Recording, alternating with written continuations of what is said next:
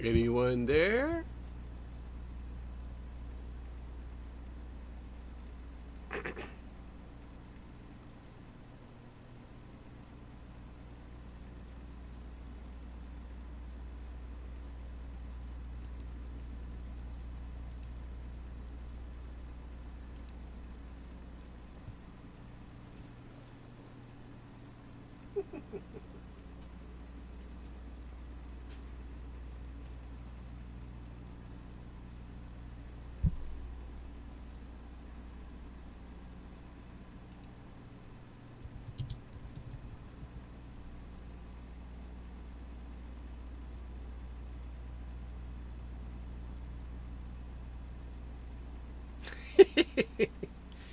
Yes, Andrew. I'm bored. I'm bored. I'm so bored. How are you doing, Andrew? Can you hear me?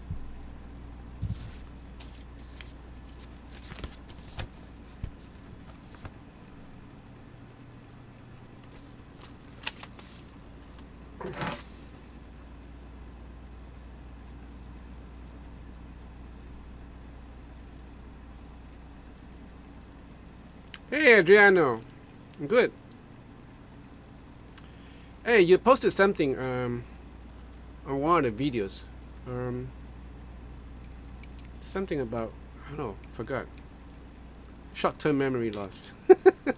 How you doing? Oh, okay, Andrew. You work from home. Okay, cool. Yeah, me too. I work from home. Hi, Owl. Okay, good to know. You guys can hear me.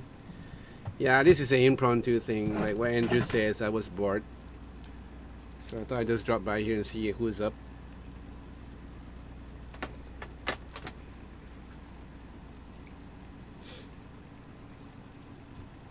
Have you guys checked out the video about the amp that I used to have here? Ah. The what you call it? The Vox? No, Vox. The sorry, that's not a Vox. That's the Langley Lionheart.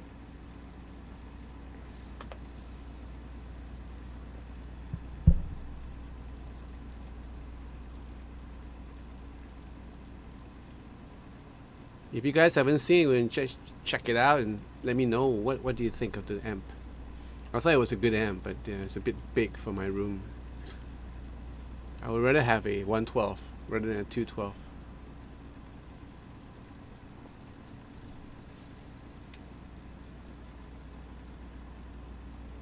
Yeah, okay. It's about some pickups.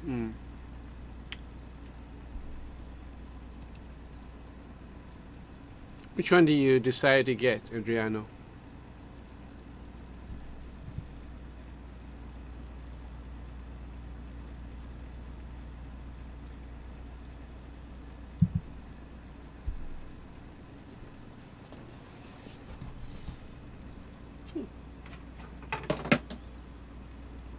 Wires everywhere.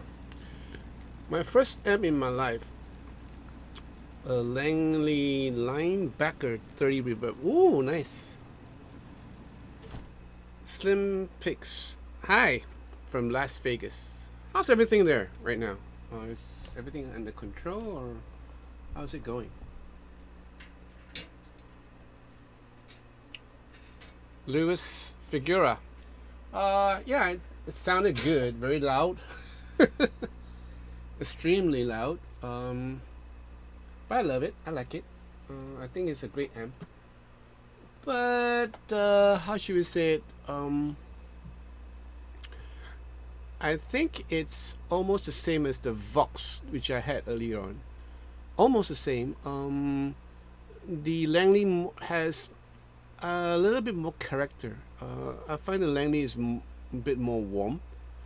Yeah, more warm, and I'm thinking that it can only cater to certain genres like blues, rock, but maybe pop. I don't know. You'll probably like the nice scoop middle kind of sound that you can probably get from some of the modern amps, but it don't matter. I thought it's pretty nice. Wires everywhere. Oh my good lord. Where's so many wires?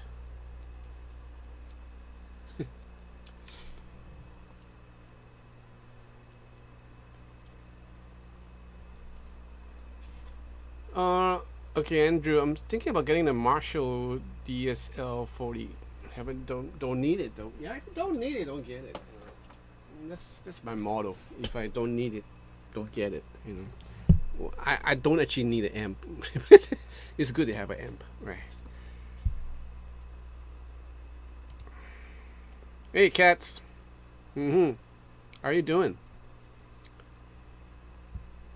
Adriano, never sell your first amp. Yes, true. I sold my first amp. It was an old Ibanez amp. And back then, everything that's from Ibanez was made in Japan. So the amp was pretty good. It was pretty small. It's not that big. It's a 112. It's about this size. Nice sounding amp. Used it for a long time, but then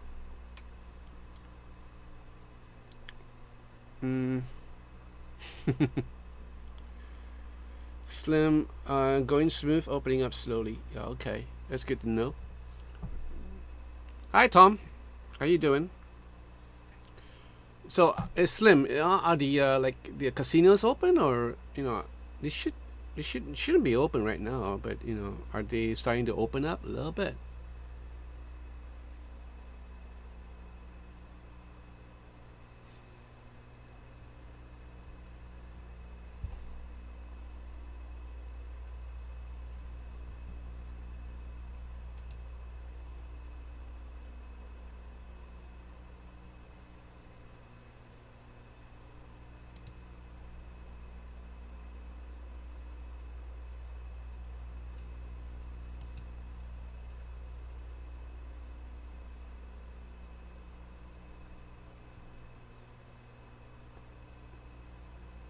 I bought an interesting album last night. I thought I'd show you guys, but how do I do this? Purchased. Okay, I bought it from iTunes. It's an old album, right?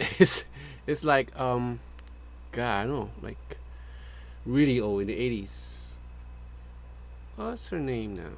Forgot her name. What's her name? Oh man, I hate this when it happens. Lisa, okay. Her name is Lisa. Yeah. Her name is Lisa Dalbello. When she first came out this album, I guess she was like, I don't know, like 18 years old.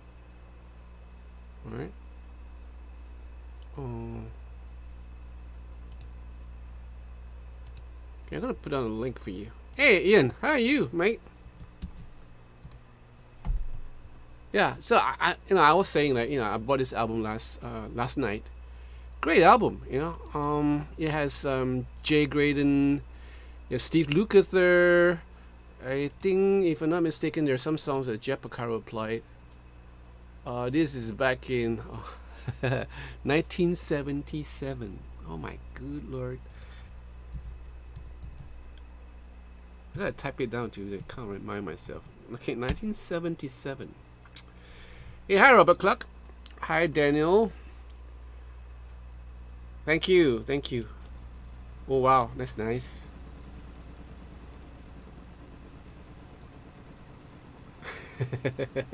I'm good, Ian. What are you cooking today? Hi, Ellen. Oh, I am. I haven't stepped out of the house since the longest time. Anyway, so like I was saying, this album by Lisa Dalbello, right? It's what's it called? Oh, it's called Lisa Dalbello. Yeah, nice songs. It has Larry Carlton on one track with Steve Lukather. It's interesting. I wish I could play it here, but I'm gonna get copyright strikes. Yeah. So just to let you guys know.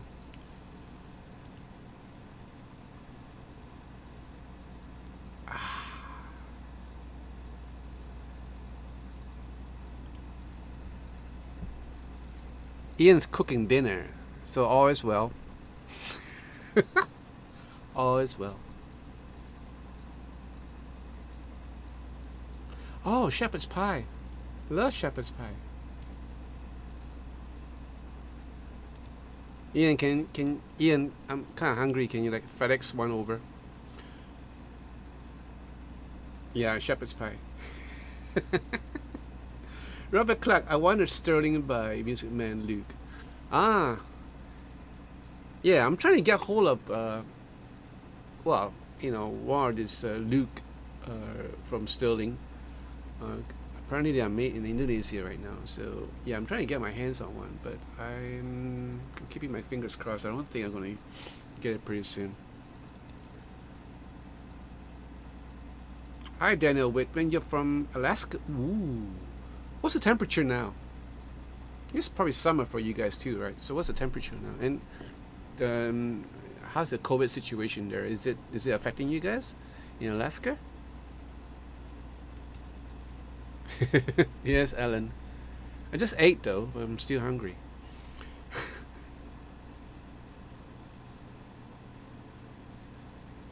Oh, well, that's great, man. That's great.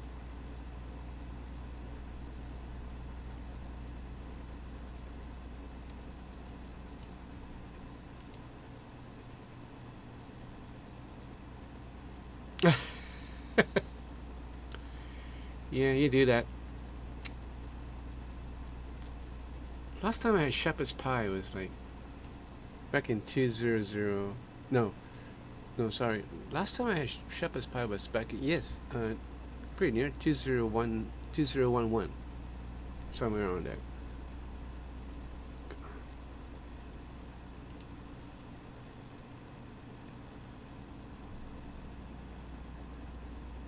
Oh man, now this is a bit uncanny because I just spoke to my eldest daughter a couple of hours ago.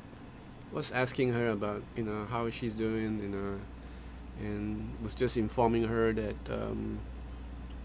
just to be careful because she teaches in the preschool, and there's a second wave hitting Hong Kong as well as Taiwan as well as certain parts of China. So I'm just trying to tell her, telling her to be careful, especially when she's teaching, the kids around and everything.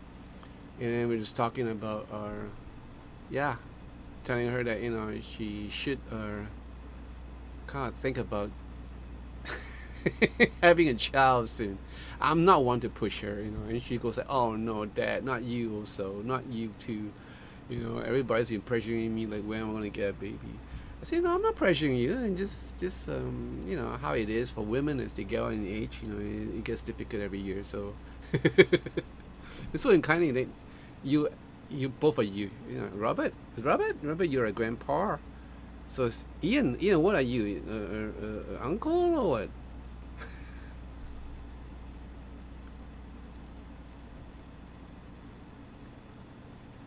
Tom, the Gilmore Effect? No, I haven't seen that yet. Yeah. Oh, Daniel, 63 degrees. Um, okay, Google. What is 63 degrees Fahrenheit in Celsius? 63 degrees Fahrenheit is equal to 17.222 degrees Celsius. That's comfortable. It gets way hotter too. We have some of the lowest COVID numbers in the country. There is mandatory. Okay, my eyes are going. Okay, mandatory testing, quarantine when you arrive from the airport. Do you think the cold has a part to play in it? You think so? Maybe it's too cold in Alaska that the virus cannot survive. But 17 degrees Celsius is pretty comfortable for me.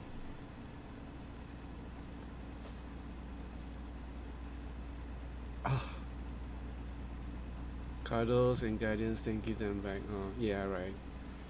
Yeah, give them back. That's that's a trick. That's a tricky thing, especially for my wife. For me, it's okay. Yeah, it's so cute, real cute. Oh, you're drooling. Oh, what's that smell? Okay, can't take it back. Take him back. But for the wife, I don't think so. Oh, what's that smell? Oh, you poop. Oh, poor thing. I'm gonna change your diapers and yeah. Anyway, uncle and godparent. Wow, cool. Second. Yeah, who cares? It's a baby. Mm. Robert, mid 90s here or in Galveston? In Galveston, USA? Where are you? Galveston, right? GA. What's GA? I'm ignorant. Educate me. What's GA USA? Let me guess. It's either Galveston or I don't know. Tom Hendricks. Virus infection appears to be more correlated to population density than temperature. Hmm.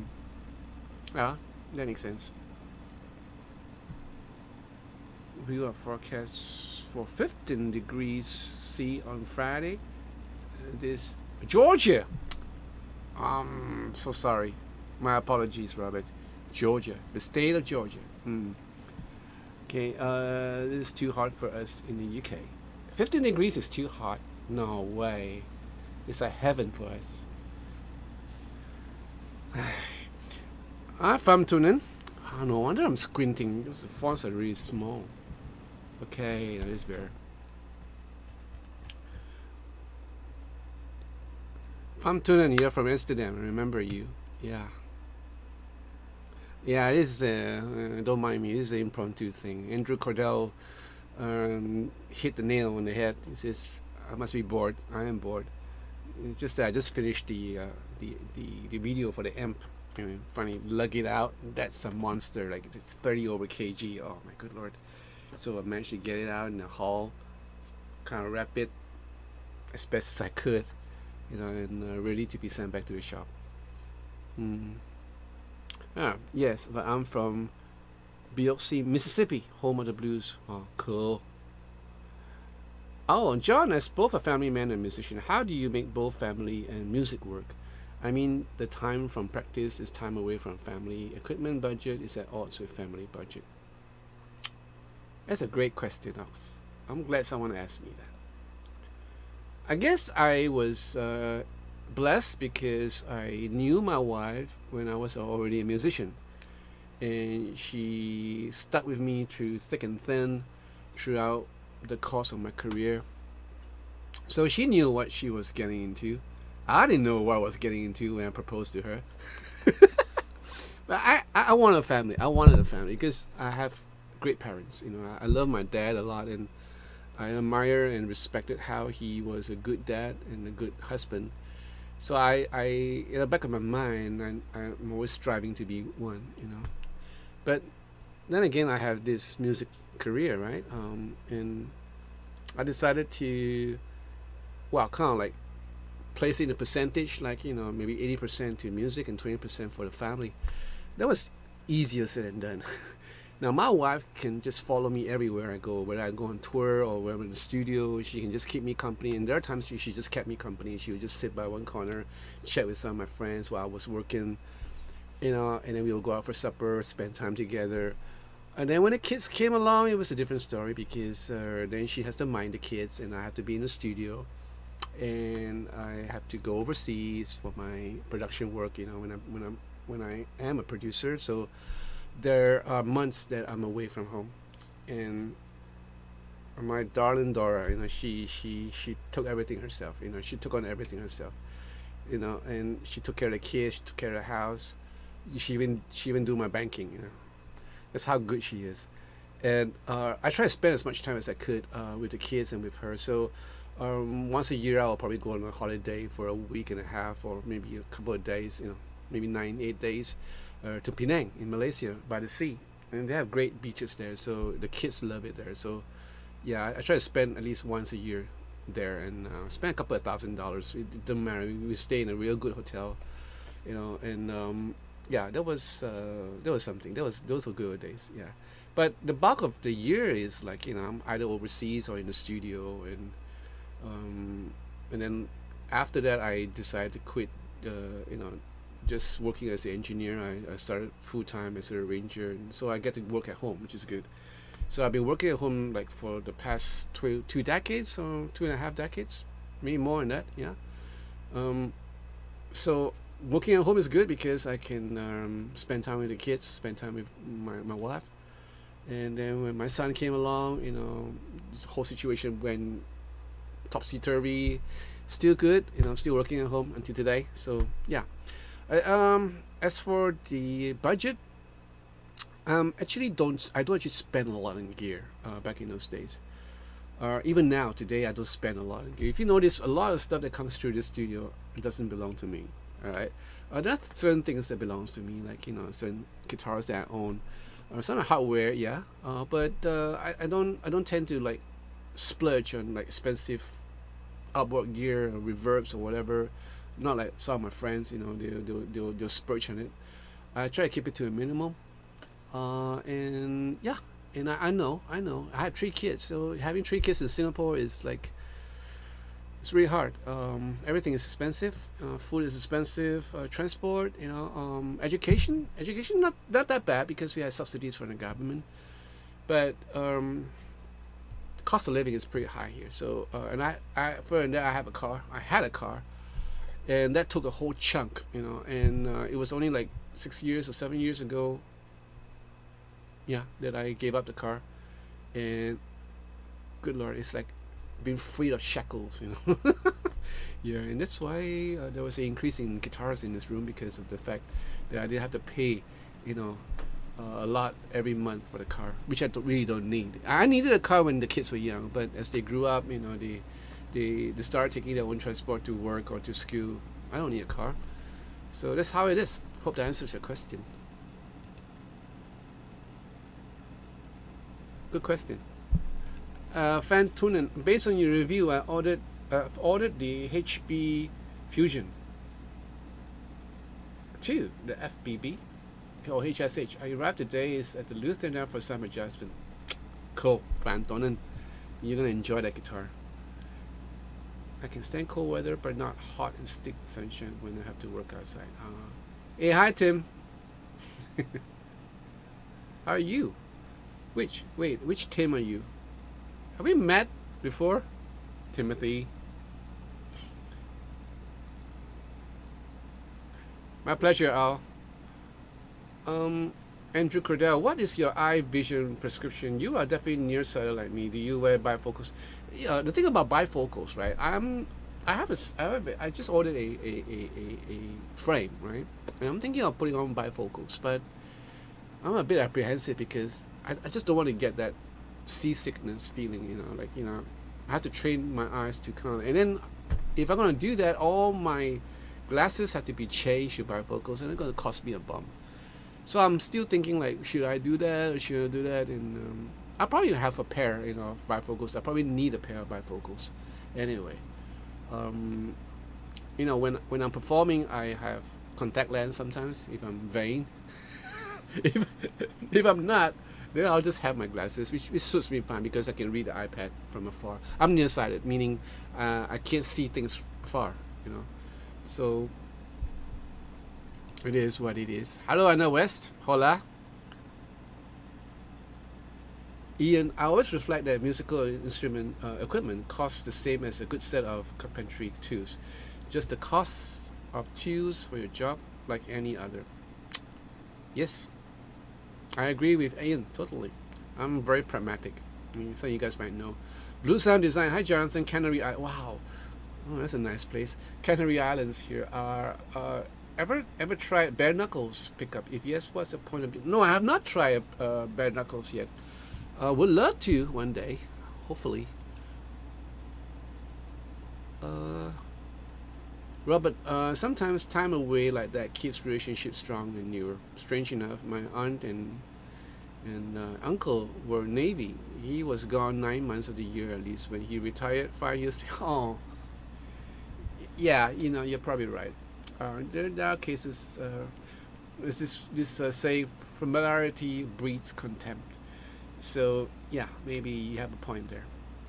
But then again, it's not ideal for a what you call it, a marriage to be like that. For a husband to be far away from home. Anyway. Robert Clark, indeed, my first marriage lasted 10 years. Second, 3, I was happy. Be a single person. Be a single parent, though. Raised them myself. Love them. Good for you, Robert Clark. Good for you.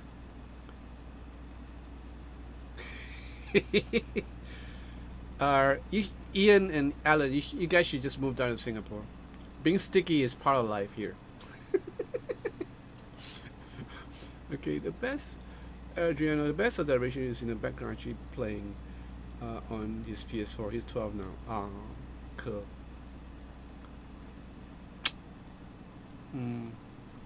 So, Adriano and Robert, do you guys have girlfriends in the meantime? Are you guys attached? Robert Clark, I have a box of at work 5 years ago. Fall on my face from being stacked on a ladder. Work wouldn't replace them. I had none since. Nearsighted one, and oh man, you had a fall. Okay. Oh my good lord.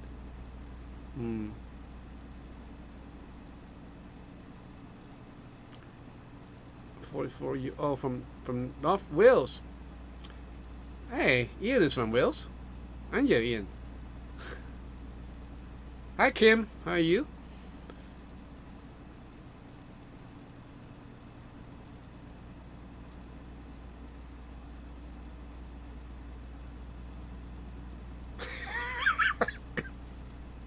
Yes. Okay. I saw that, Ian.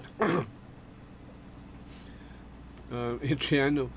Well, not only that, but best friends also. He loves to be here all the time. That's cool. That's nice. Andrew Cordell, you will like the bifocals while sitting down and playing, but like standing. You lose vision from the side, which can cause balance issues. Okay, I hear you. So maybe I should get a pair of bifocals when I'm like sitting down here doing reviews and stuff like that, and maybe doing live stream. Then I have a live stream spectacle, a set of live stream spectacles. Yeah, I think I'll do that. Thank you, Andrew, for reminding me actually, because I was thinking of making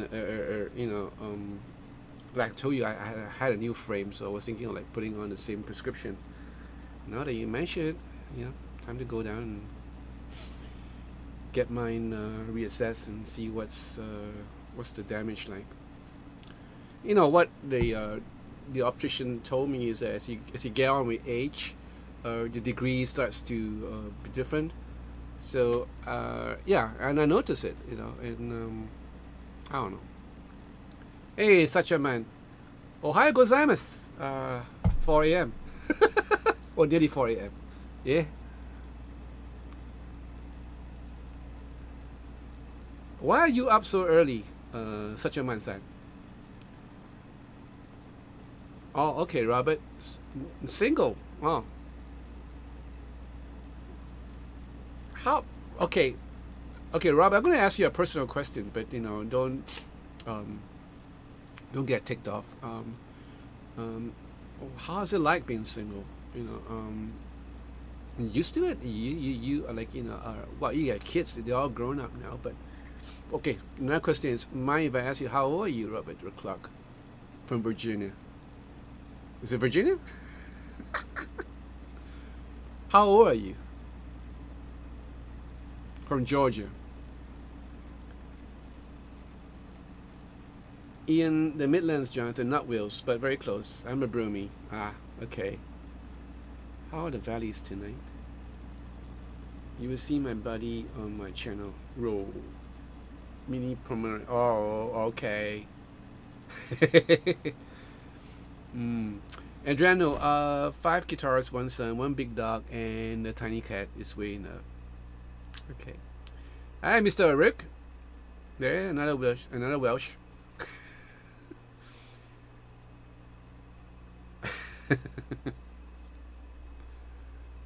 Georgia. Okay.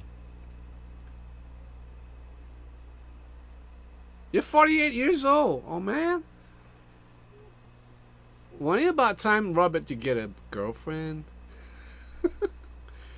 It ain't good for the man to be alone for too long. Hey, cheese pepperoni. Wow, it's pretty late. Are you up early or you can't sleep? Cheese pepperoni. Cheese pepperoni happens to be in the same country as me, so yeah, it's like, what time is it? It's like, oh my good lord, 3:42 a.m.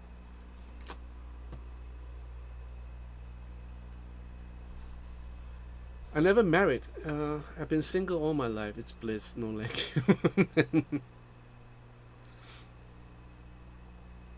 Yeah, to each his own.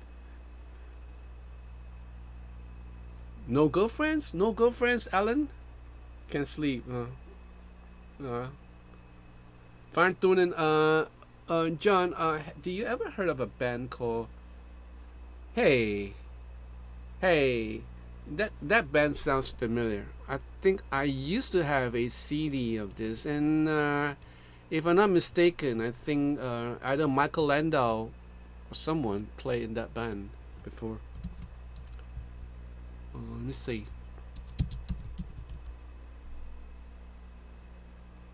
No? Yes? Yeah, you have. Yeah, there's a lot of Hollywood.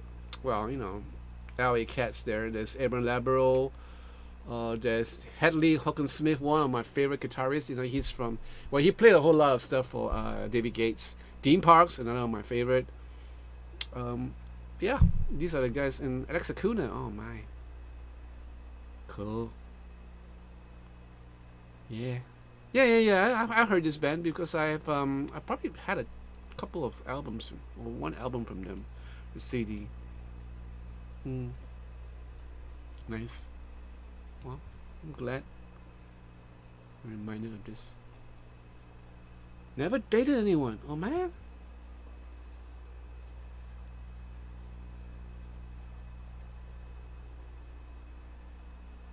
$44. Living in Wales but born in England makes you a loner. I'm the same.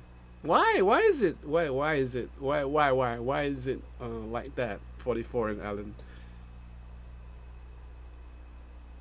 Robert Clark.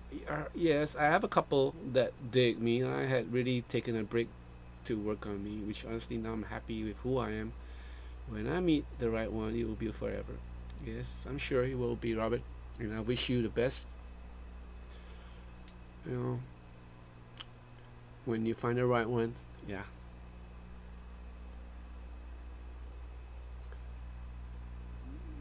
Yeah. And Ronnie, I've been married for 8 years and had girlfriends all my adult life, which is why I'm 50 something. But look, come on, I think I have my fair share of girls. Before I got married, it's I don't know.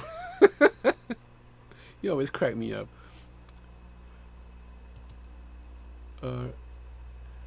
What is this? Alan, we will survive despite being with us. Hi, Paul Terry. Come stai? Love forever is quite romantic. Oh, yes. It's an English and Welsh thing. Well, 44, do the British actually marry a Welsh, or do we have cross marriages like in England, or a Irish with a Scottish, or Irish with a British, stuff like that? I'm sure it happens, right?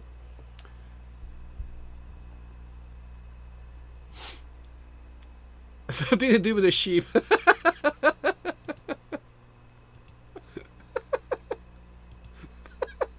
And Ian's doing shepherd's pie. Okay. Wally Grove Cricket. No, women, girlfriends, and guitars and music do not mix. Who says? Well, sometimes you're lucky. You get by. Don't do it. Andrew Cordam, 53 and still single. Many girlfriends but never could commit. A few regrets but mostly great escapes.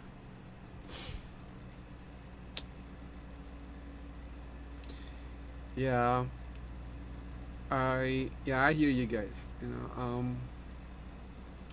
I have a couple of friends who are like that too, in Singapore, right? In Singapore, and they're happy. They're happy. They're footloose and fancy free, right? And well, as long as you're happy, I guess. Vegan shepherd's pie using. Oh no. 44. John, I did marry Welsh. Currently divorced like many others here tonight. Oh yeah, I kind of noticed that. There is a girl here in this chat? No, there's no. Paul, Italiano, no bella donna, no. I wish though. Wish that would be like, if that didn't go, that'd be nice. Yep. Um, Ian, do you know it's still legally acceptable to shoot a Welshman? No, inside the Chester City walls at the midnight. What? That's horrible. Farmton, no. Ian is happily married too. Yeah, and that I know. He's got a great wife. And there's Tom. Tom is not here tonight. You know, he's happily married too. Yep. And I'm not mistaken. I think Kim has a great wife too. You're not mistaken. Kim, are you still there?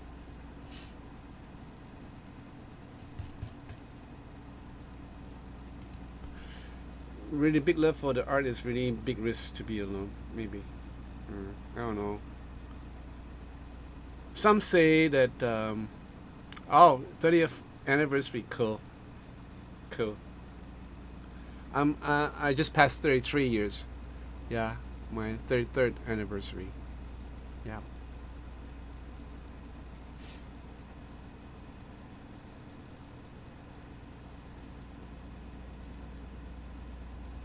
19. Daniel Whitman with a fiance here. Daniel, no way. You what? 19 with this girl and you haven't proposed yet? What you waiting for? But sometimes that's something really mighty peculiar here because I have a friend too, who's living with this girl. Like, for the longest time, I thought they were married, but apparently they're not married, and they're like 20 years together. And I asked him one day, I said, "Why don't you just get married?" It's just no, we just like it this way, and um, I guess they're pretty afraid that once they get married, things will turn sour, and then it'll be like this husband and wife thing, and obligations that they need to fulfill and stuff like that. But I'm happy for them because they're pretty happy together. So yeah. I'm happily something. I just love joking about it, but I do not joke about the GNL comes before the women in my life. Okay, Wally, I hear you. Okay. If I'm doing it, my God, me just 21 years. You get there. 44, you can keep trying. I read through my statistic, and it's very clear. Most of my, I have to get about one or two, maybe five, a handful of women in my subscription, as my subscribers, right? And most of them are like you guys, middle-aged men, male, guitar playing males. It's awesome, we have something in common.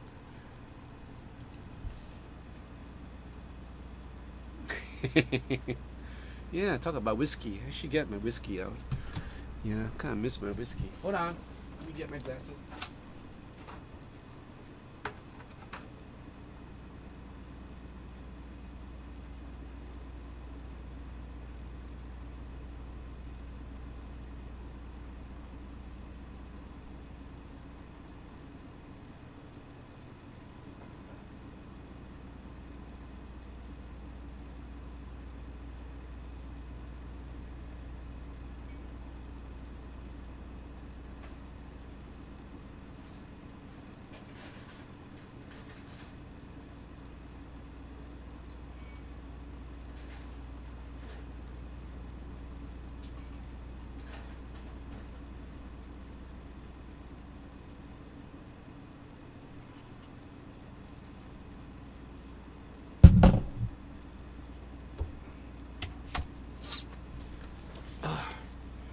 We're the old farts rocker.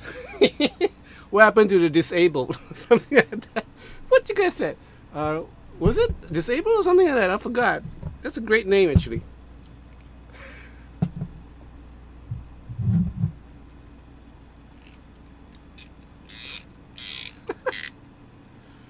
Ronnie, I think they are worried that once or many their sex life will end after they bite into the wedding cake. You think so? You know, for me, cheers, mate. For me, it's like I always wanted to get married, settle down, you know, with a fine woman and kids. You know, that's what I always wanted.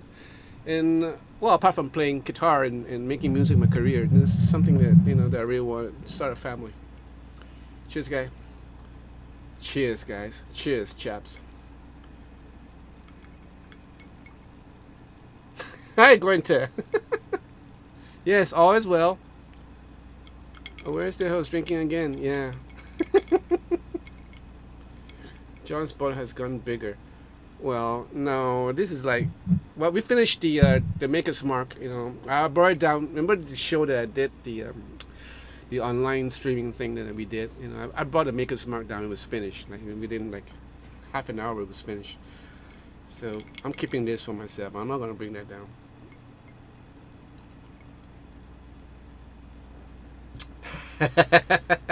Okay, I hear you, Ian. Okay. Oh, what? Oh, farts rockers. Okay.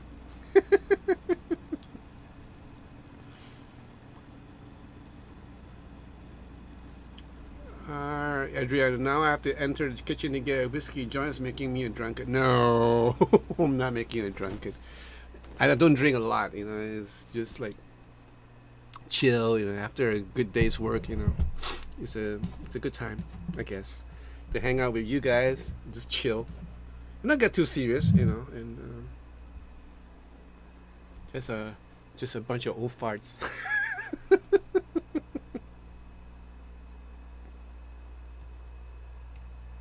And I'm not going to hang around too long because, yeah, what am I up to? Oh, what happened was my wireless keyboard just gave out on me because I spilled some coffee on it. Just a little bit, you know, and the backspace doesn't work, the space doesn't work. So I had to put it into a bag of rice, thinking that maybe it was like wet, you know, maybe it'll just dry out and see what happens tomorrow. And if there's a no go, then I'll probably have to buy a new keyboard again. You know, spilling things everywhere. You know, I'm just spilled, you know, stuff. It's crazy.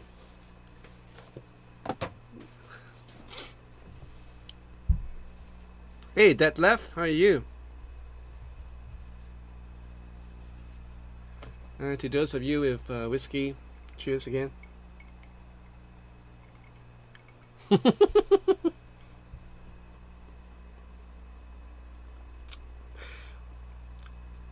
Cheers, mate. Cheers, fam. Student. Skål. Andrew, you need to review some pink guitars to increase your female subscription. Yeah, no, for a while I thought my legs were kind of like the thing. You remember the earlier videos that I had when I first started, and I didn't know about it. So I was shooting videos with my shorts and everything, and you know, it got to a point where people were like, "Dude, don't you wear pants?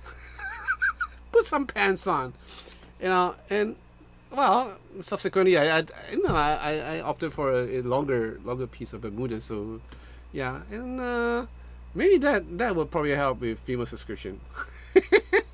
Just joking. It's gonna happen. It's not gonna happen. Okay. Paul, I heard of a little nylon back noise. Maybe that was some snow to blow up before getting the whiskey, but all right.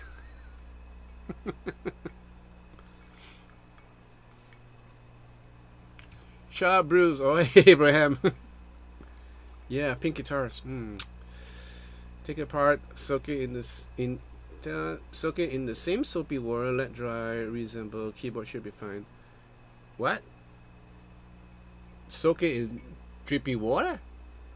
In some soapy water? You sure about that? Anyway, I just put it into a bag of rice and see what happens. If it doesn't work, then I'll probably have to get that one. Anyway, that keyboard has been with me for 10 over years. Yeah, fam tuning. John Cole, aka the guitarist with the sexy legs. I'm not sure about the sexy parts though. Okay. So Paul, it's probably your Wi-Fi that's connection. You know, sometimes you were saying that you know that you have no connection and you can Yeah. So maybe it's a Wi-Fi. Man, this rye whiskey is so good. It's dangerous though. You just keep on. You just want to drink more. I don't want to drink too much. Just enough to get me to sleep. Well, Wally, what do you? Well, I was gonna say put it in the dishwasher and let the wife deal with it. Yeah, right. 44. I'm drinking a Bullet rye whiskey. You can see this. Yeah. Nice. Sweet and nice. And not overwhelmingly powerful. You know, I hate drinking like bourbon and whiskey that is like you know how pickups are. You know, too much overdrive. You know, too much gain in it. I just don't like them.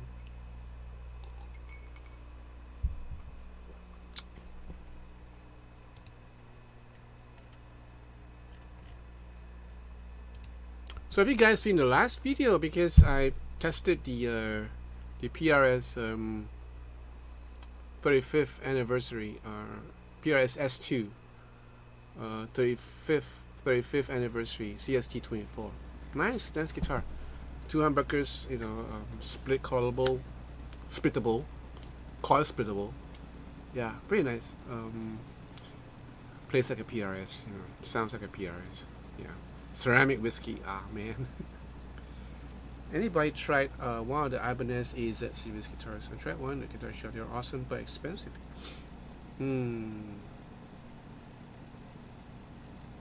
Wally, 95 proof. All our whiskey is 80% proof. Yeah, this is 95, but it doesn't, you know.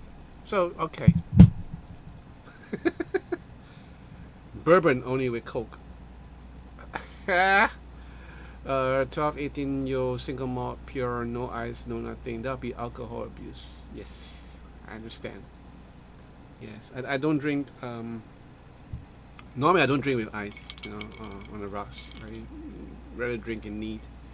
But I'm taking it slow tonight. You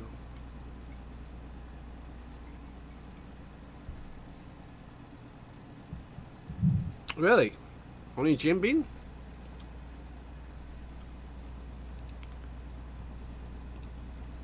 Anyway, I'm the last person to talk to you about drinking because I'm not really I'm not really. Oh, as an ex-alcoholic, leave you all here. Have a nice one. Sorry, Paul. Like I said, I'm not alcoholic. You know, I'm just like a what you call it? What you call it?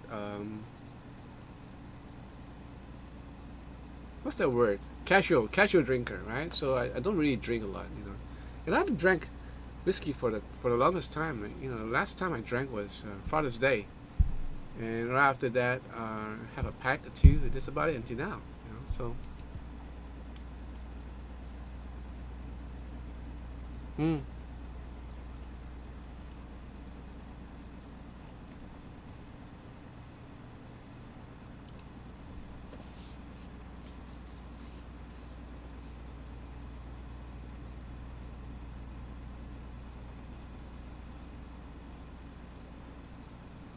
Yes, recreational drinker. Hi, 38. How you doing? I used to Frampton and Adriano. I used to have Ibanez guitars. You know, I find it to be really comfortable. But when they went to, you know, after the 80s and the 90s, they went through this whole range of guitars that are really easy and the neck is really thin. Yeah, I kind of like forgo that period of time because it didn't look pleasing to me. You know, it's all like sharp pointed edges and all that. So, but I guess they have matured to its, you know, along the years and something that really nice. Hey, Paul, ciao, arrivederci.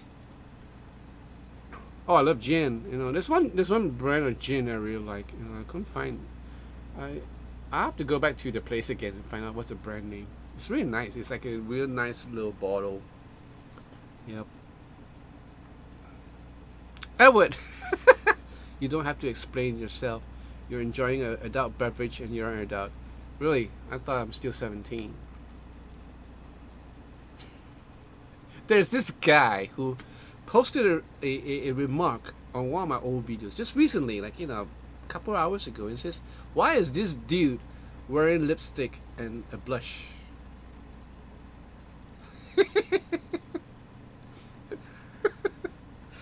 I didn't know how to answer him, so I answered him like, this dude is not wearing, are you wearing any? You know. Well, probably this guy haven't seen an Asian before. We Asians have, like, different complexion from the Caucasian, so I don't know. So it's so funny.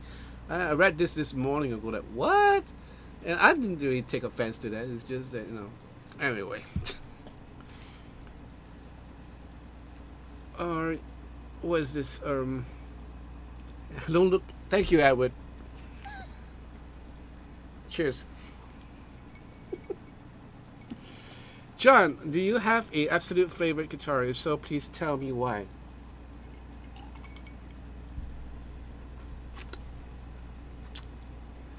My absolute favorite guitar would be my Ernie Ball Music Man Luke. Right, that would be my absolute favorite. The reason why is because of the shape that it is in. It's not too big. It's just nice. It's comfortable to hold. It's comfortable to carry on stage. Easy to jump around with, and EMG pickups, real nice EMG pickups. And the Steve Lukather set, and it's noiseless. Basically it's noiseless, and the tremolo arm works like a dream. Doesn't really go out of tune. And the color, I really love the color. So that's my absolute favorite.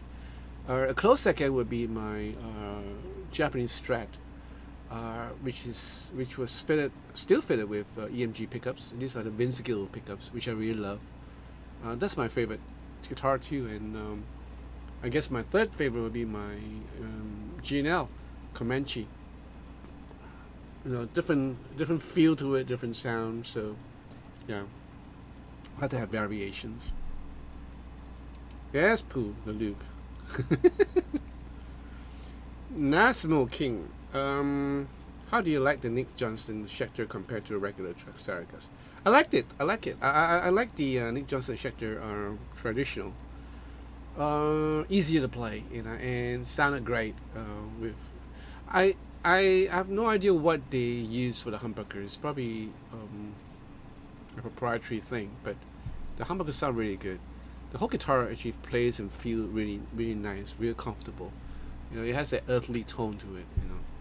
I've seen Nick Johnston play. The guy's a monster. But the guitar, yeah, truly represents what he is, and the way he does his stuff. I like it. Adriano, I have 5 Ibanez and 1 Harley Benton. Always had Ibanez, so I'm kind of biased. The AZ series are kick-ass, and I love to have one. But actually, I'll stick with my RGs until Corona will go down.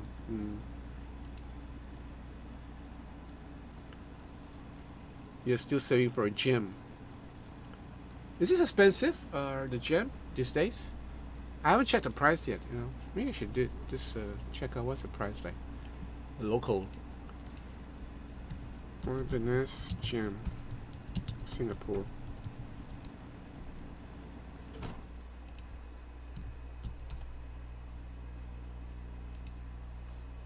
Oh wait, I have it. It's here.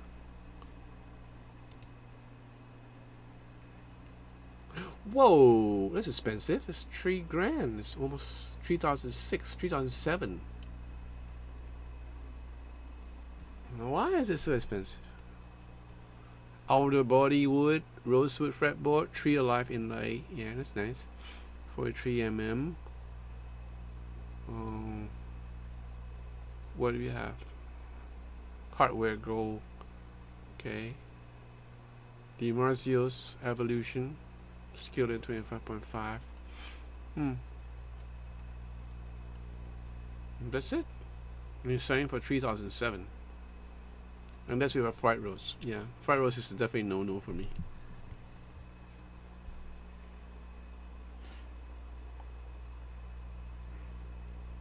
Hey Wally, you're Todd. Ah, why, why you call yourself Wally? It's always Wally. So you're Todd. Okay. Hey, thank you, Edward.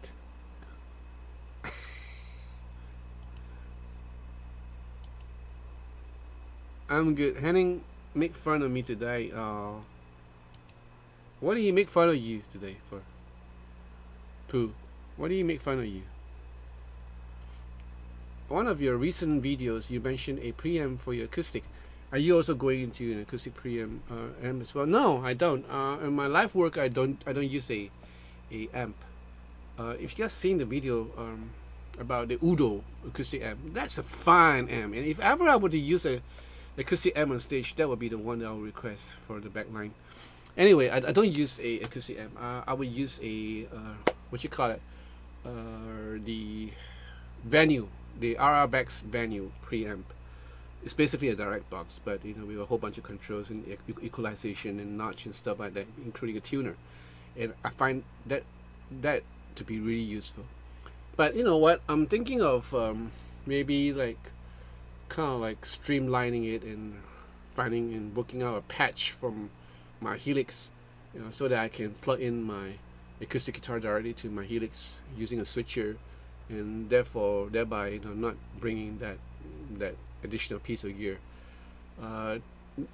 In many ways, it serves a lot of purpose because we have IEMs, and then we'll work with whatever control unit that they have. Like we can have the Avions 360 or whatever, and sometimes we are faced with a situation where we run out of tracks.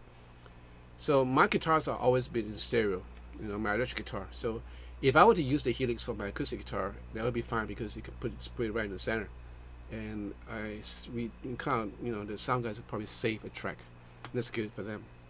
Whereas right now they need 3 tracks for me, and that sometimes poses a problem. So yeah, I had to find a time where I'm having another live stream show in August, so I'm probably gonna tweak it and kind of like refine it and get it ready for that show.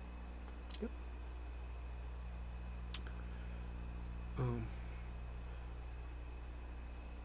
Yeah, Frampton. The PIA is a great guitar. I saw the review of it. It's really nice.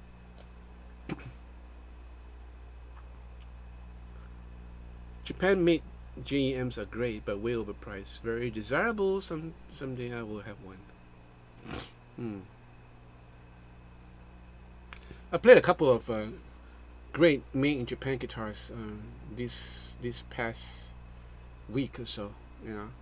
I just did a review on the Headway. This one model, I forgot the name of it. Great guitar, acoustic guitar though. Yeah, and I have with me right now a Takabini, and fine looking guitar, with great inlays for the fretboard. So I just can't wait to try that out. Yeah, maybe tomorrow. Wow, it's running at 3K plus. Lord, why do they have to be so expensive? Why? 3499 at Toman. Oh man. Well, you can call me Hun. Anytime you can call me anything, Edward. Adriano, honestly, I would sell all my stuff just to get a PIA, but the economical situation is not letting me. He announced the winners of his 6 feet apart contest. I did not win, but I got this dishonorable mention. I don't need 5.6 OT 10 guitars. Just finding my love. Adriano, I was into watching it, but John came in with his live stream. Yeah, Andrew Cordell. The last Headway acoustic with the quilted mahogany sounded nice. I watched your earlier videos with Martins and it sounded just as good. Yeah, so that has quilted mahogany, and it has a weird wood called Benny Healy, right? Benny Healy, and apparently that wood only comes from Taiwan. But my God, I mean, it sounded so good. Yeah, it sounded very different from the usual Sitka spruce, Sitka spruce top. It has a certain quality to it, and it was quite pleased with how it played. Yeah, great guitar. Where's Ian? Ian's cooking. He's probably finished cooking and having dinner right now with his kids. Oh, really, Daniel? Playing around with a Takamine. Yeah, I'm waiting for the Santa Cruz to arrive because I would really love to play on one and review it. The guys in Davis, Davis Music told me that every time the Santa Cruz comes in, it'll be like sold out real fast. Hey, David Zamperi. Hi, Jonathan. I would like to buy a native Helix. Can I download your sounds? Well, you probably not. You want to buy one? Yeah, you can buy one. But I have a, you know what? If you check the, let me see now. One of the videos about the HX Stomp, all right? I actually have presets there for you to download. So you might want to download that first. And that's basically what I used to do for most of my presets. That's the skeleton of how I work, and you can probably see how this thing works, and then you can cater it to yourself and to your own preference, to your own tone. But you can download that. So it's in the video HX Stomp, so you can download the preset first.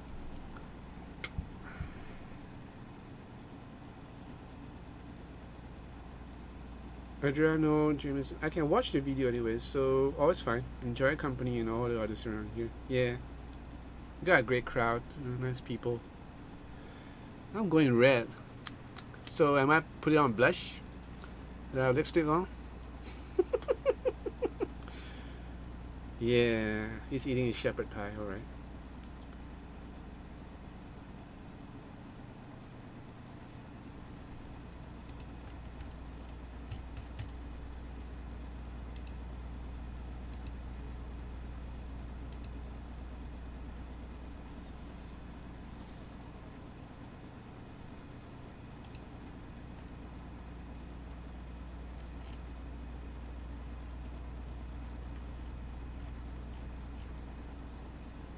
No. David. Hey, Marcello Ortega, right? Yeah, David. Just download from the HX Stomp, and it's basically the same, and you have to kind of tweak it a little bit to your own thing, right? Your iron is wearing a bit already.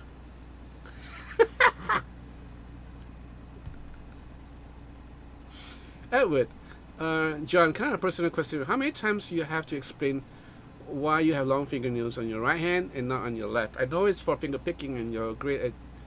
I'm just wondering. Andrew Cradell, no. No, I never put on makeup before. Never had put on makeup except for one time when, not for the videos though. There's one time I did a Halloween show and I actually wore my wife's clothes and I was in drags. Yeah, just to think about it. I had full makeup on with wigs. I was wearing my wife's dress, which is a couple of sizes too small. Playing guitar on stage. And that was crazy. Anyway, coming back to Edward. I have long fingers on my right hand because the way I pick, and I tend to use my nails in conjunction with my pick to get a certain sound that I wanted. And it also helps in the fact that when I'm doing like strumming, like there are times when I would not use a pick when I'm doing it when I'm playing acoustic guitar. So sometimes I would just use my nails.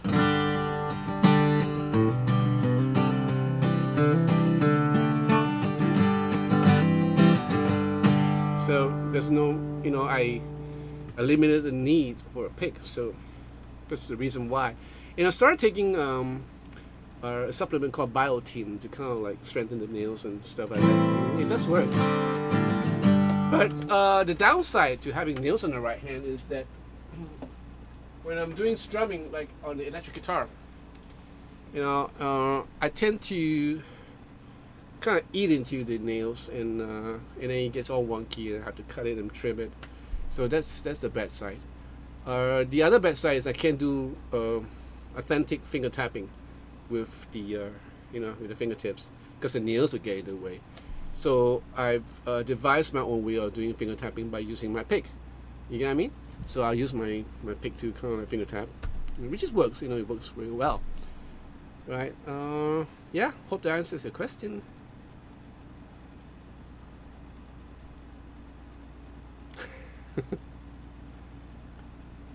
Oh yeah.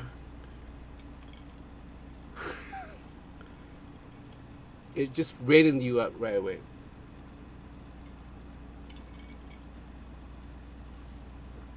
Pooh, my wife wouldn't stand for the long nails. Good thing I used a pick.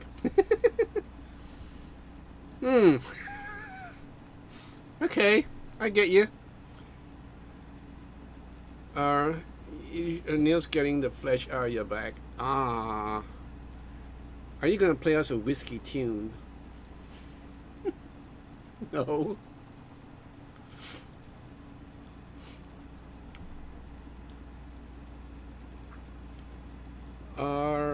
Tart. I see you change your Facebook profile pic and notice that you are wearing. Is that something of a signature look you developed over years? It suits your personality really well. Well, that's a hat that I got from. Where is it? Where did I get it from? Venice, Italy. I kind of liked it, so I wore it on special occasions. And I also have another hat that I used to wear on stage, which I thought, yeah, suits me pretty well. But I'm not into wearing hats on stage because when you're playing certain fast numbers, you get kind of hot. So I don't know. I might just do it. And that's a nice, you call it a paper boy kind of look. Yep. David, would you recommend Wampler Pinnacle played by Harley Benton ST62? I was a bit afraid about the single coil, even if they were a nickel 5. Sound too thin and harsh? I don't know. First thing I gotta find out what you're talking about first. Are you talking about a guitar or talking about playing it through the Wampo?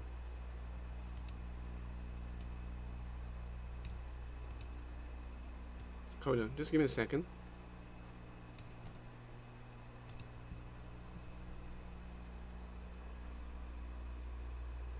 Oh, okay. You're talking about overdrive unit. All right. I don't know, man. The ST62 by itself, it's pretty thin sounding. And that's the reason why I kind of like use it as a guitar to swap pickups. So that's why I have the Wayne Mojo pickups on it, and the Wayne Mojo pickups actually sound really good on that guitar. But the stock pickups wasn't really happening. So you might get a bit thin. Yeah, you might get a bit thin. Whiskey in a Jar is a pretty decent one, and I don't mean Metallica.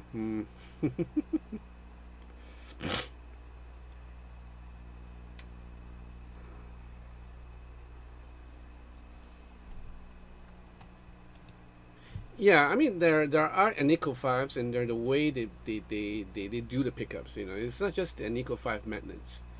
It's the whole package, the pole pieces, the bobbins, how they're wired, what's the coil like, all this plays a part. So yeah. Thin Lizzy.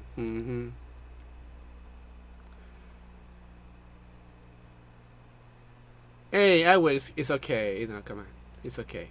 Don't worry about it, Edward. You're a sweet man. You're a sweet man. Thank you so much.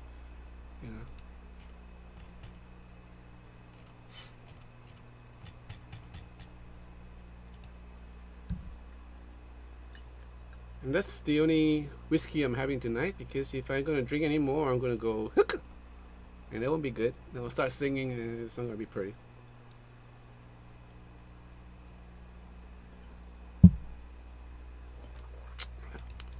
Question to you guys who stays in the UK: is Irish coffee a thing? Do you guys do it often or on special occasions? Irish coffee. Well, you know what Irish coffee is, right? Whiskey with coffee. Or is it a American thing?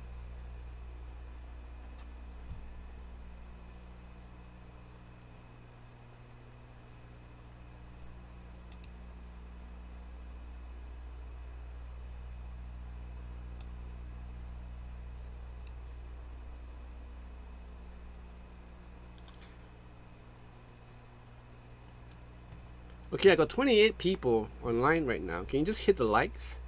I have 19 likes only. So I'm okay losing 127. So these guys are like ships passing in the night. Right? So just hit the like if you can. Alright, that would help a lot. And like what Edward is saying, like, if you want to buy me coffee, feel free to go ahead and hit that super chat thing, super whatever sticker. And thank you, Edward. You're a sweetheart. Yeah. Okay. Irish coffee is great, and popular in the UK. So what's the percentage here for an ideal Irish coffee? Like if I have a cup of coffee, what should be the or is there no set rule, like, depend personal taste? Marcello, help you who have tried the Seymour Duncan vintage stack. How they behave with high gain. Sometimes I use a distortion for guitar solo. I need no feedback on stage. A little 59 would be better. Yes. The 59s would be better. No, wait. Yeah, you're right. A little 59s would be better. Yeah. Since you don't want to route for a humbucker, yeah, that would do. Okay, cool. It's getting there. It's 24 right now.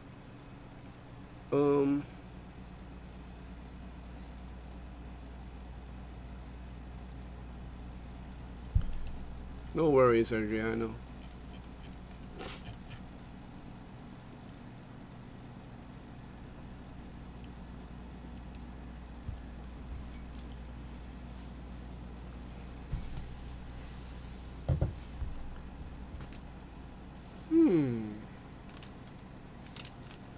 This is the tremolo arm for the PRS. It's thin, this is just a slot in thing. Kind of like the way PRS have their tremolo arm. The design that they have for a tremolo arm, as well as the locking, the front locking tuners. I think they are pretty nice. That's a good thing about PRS. They make really perfect guitars. It's not too perfect, like what Wayne used to say. Just a bit too perfect. And I tend to agree with what he says, because sometimes you just want I don't know. There's a whole lot of ideology about it. You know how humans are. Too perfect, we complain. Not too perfect, we complain. Imperfect, we complain. So it has to strike a perfect balance, I guess. PRS is not bad. There's something about a PRS guitar that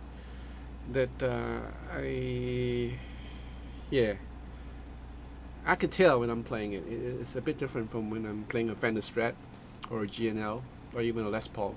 It's just different feel. Hey, Jack, you're there. Hi, Jack. Thanks. And you pop out of nowhere with, oh man, thank you, Jack. Hey, look, Jack, I actually called you yesterday night on Messenger, but no answer, so I guess you're not on Messenger much. Yeah, right, Alan. PRS tend to take the soul out of the guitar, and that's what they do.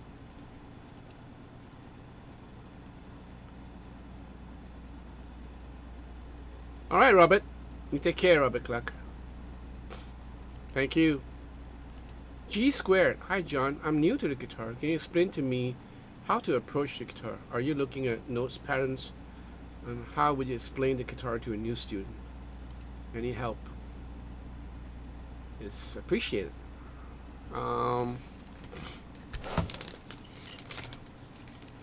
Well, if you're gonna start off with the guitar, you have to, it'd be a good thing to know at least some basic theory, like the 7 notes in a scale, and what is a minor chord, what's a major chord, what's a major 7, and get to know all this first. It'd be good, if you're not into all this and you just want to jump straight into, get to know to play chords first. Get to know how to play a C chord, a C major 7 chord, a C6 chord, or A minor 7 chord, and go just work your way right up the fret.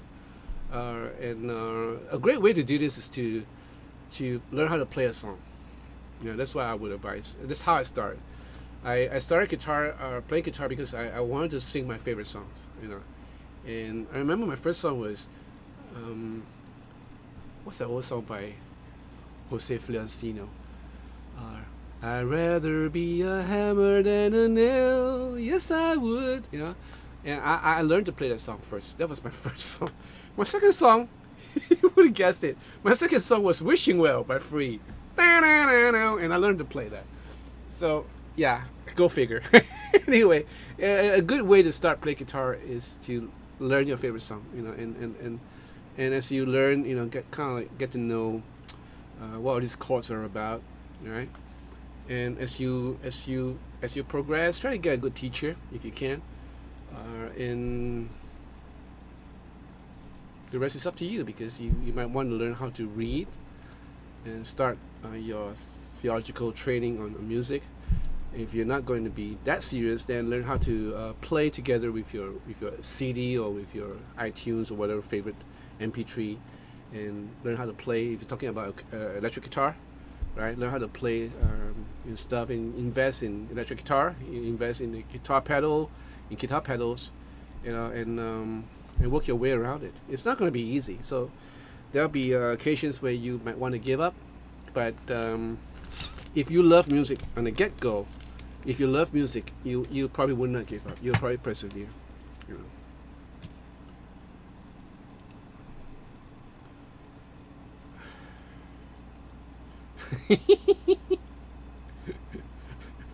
All right. Okay, I saw that.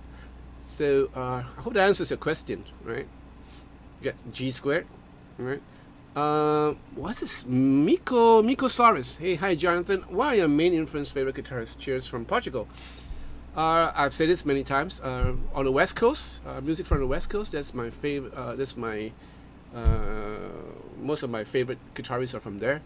So we're talking about Larry Carlton, Steve Lukather, Dan Huff, you know, guys like that.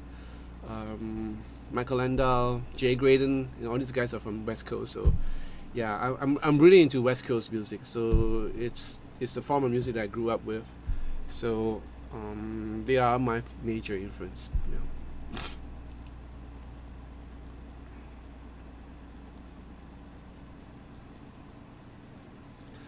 Peter Clipson, Irish coffee is very popular with me, also known as Gaelic coffee. Hey, nice to know about that.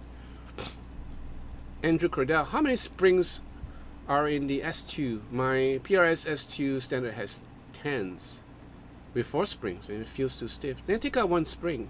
The one I have, I think, has 3 springs, and it's strung with 0 10s. There are a couple of guitars where I took out the spring and it worked really well. You know, there's one guitar that had 3 springs, and I thought it was a bit stiff, so I took out 1 and it played perfectly. The Harley Benton Fusion Pro TT, you know, it had 3 springs. I took out 1, so now it has 2, and it's just nice. But I guess after a while, I'm gonna put back the other spring, because you know how springs are, as time goes by, they kind of stretch itself out. Pooh and Jack's circle is closing.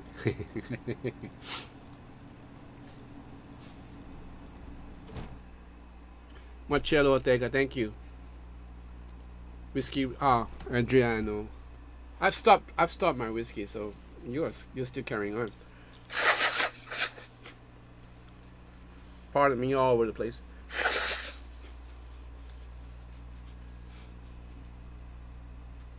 Bye, Pooh. You take care. Have yourself a good week. Yeah, like I was saying, Jack, I was trying to call you. You know, I don't know. I was trying to call you a messenger, but apparently you didn't answer, so you know, I just kind of gave up on it. I begin to play with a whole lot of love.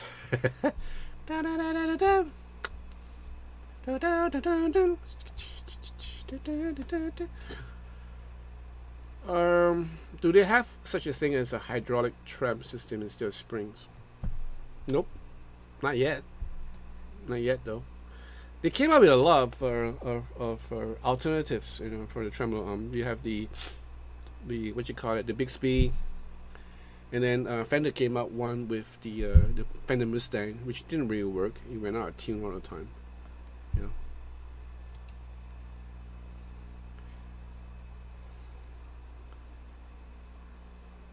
Atwood. Okay, question is just me or are awesome real guitar players suck at air guitar?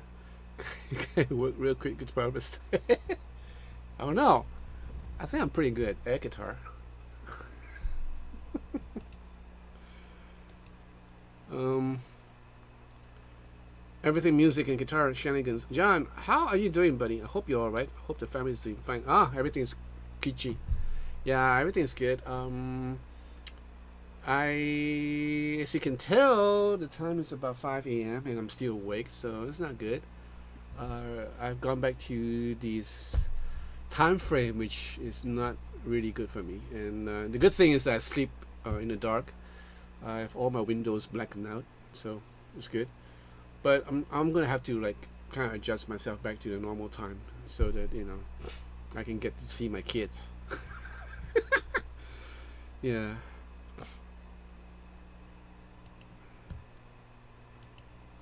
Yeah, sure, Jack. Yeah, it'd be great to to talk to you. Um, G Squared, have you ever thought of doing online lessons videos? I think your channel would get a whole lot more traffic. You play so well. Well, it's there's a whole lot of guys doing online lessons videos. I rather do online lessons, which I do. I do online lessons with a couple of people, and I rather do that than doing online videos because being theologically challenged, there's a whole lot of stuff that is a real work for me to kind of like explain it in the right term, and to do a video that I don't want to, lead people astray with wrong terms and wrong theory and wrong methods. So yeah, I rather leave it to the experts who are teaching right now and who comes up with videos, lessons on YouTube.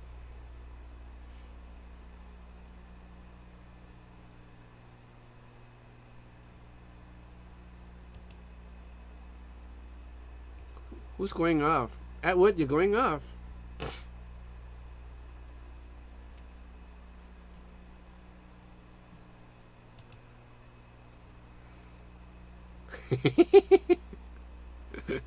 That's a good one, Adriano. Yeah, strings are hard to find. What's this?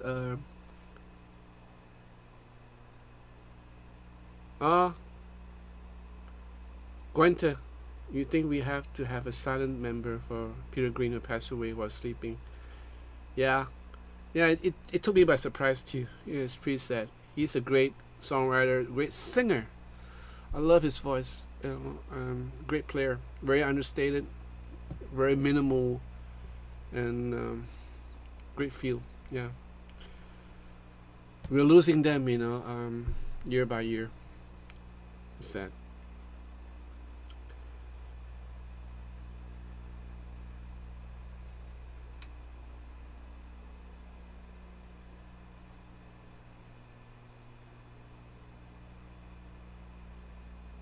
Atwood, Jack, I thought you're leaving.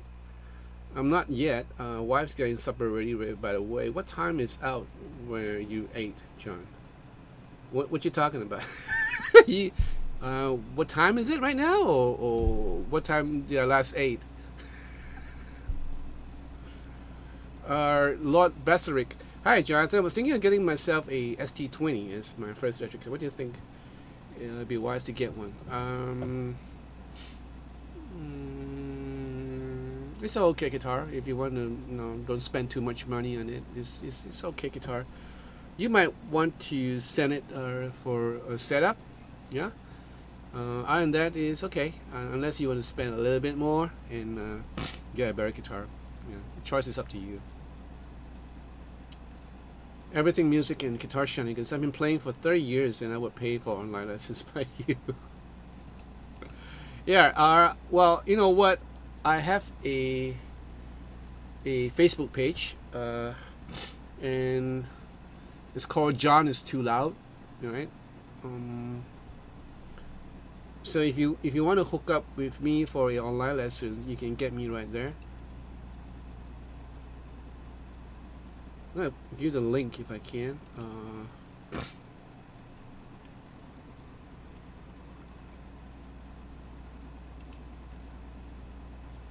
All you have to do is just like the page, and you can message me there if you want to. All right. So that's the link, right? What time is it where you all okay? And what day? We can't be in the same time. Oh, we're definitely not in the same time. So, it's like what? What time is it? It's like 4:30 a.m. on the Wednesday, which is what? What's the date? 29th of July. It's early morning for me. 4:30 a.m. Right?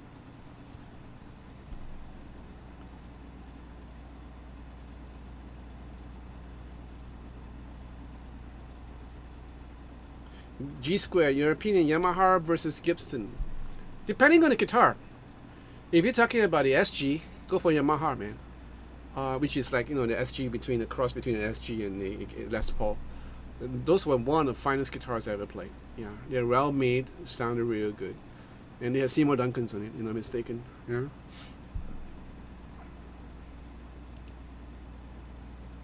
Ha! What? 1:30 p.m. in San Francisco? Mm-hmm. 10:39 in Germany. Oh wow. Okay. Cool. You can get a hold of me. Get in touch with me if you want to.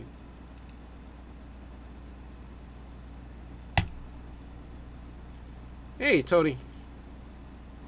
I'm fine. I'm fine. How are you doing?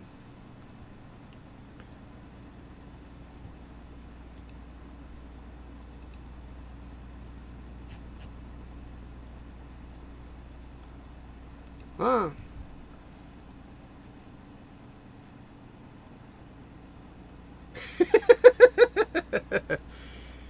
Yeah.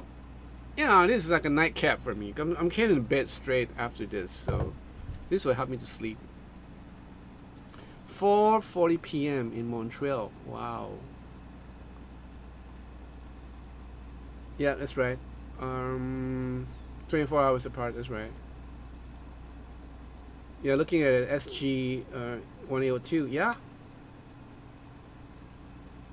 it looks. It's a great guitar. It's a great guitar. 9:40 p.m. in the UK. Jonathan is from the future. Yes, I can tell you what's going to happen. 12 hours from now. Yeah. I used to kid my friends in America. Look, I just passed the New Year. Where are you guys? And it's a great New Year. Just to tell you, right? Anyway, you can get in touch with people all around. Yeah, I mean, I remember back in the days when I have IRC. You guys remember? Some of you guys will probably remember IRCs, Internet Relay Chat, and that's pretty fun back in the days. I would chat with guys from all over the world, especially from the States, because there were a whole lot of lonely people in the States back then. And I would just doing all this stuff. It's pretty cool. Yep. That was back in 1990, 98, 97. No, was it 97, 96, 96? During that time. Yes, I understand, Edward, and I appreciate you, and I love you as a brother. I love all you guys as a brother, and I'm so blessed to have support from you guys and the love that you guys showed me. Every time you guys have a kind word, even Mr. O'Rourke, who just breaks me into laughter every time he posted something crazy. I thank God for each one of you. You guys are a blessing to me.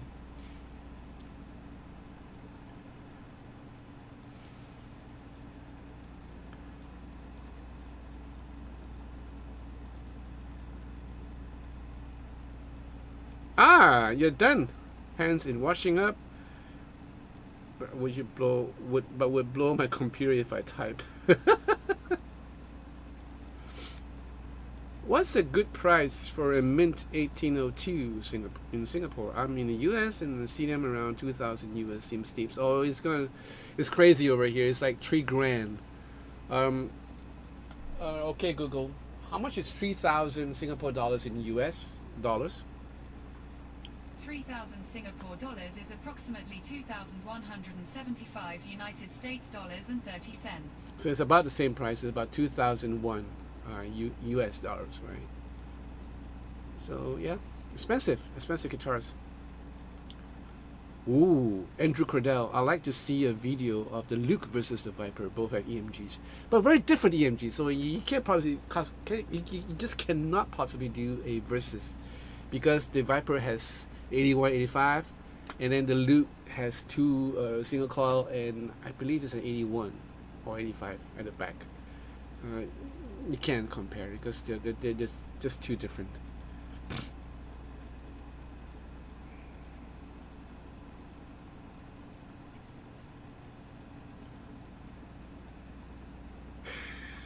One for it. So we are all combined a big fat giant brother.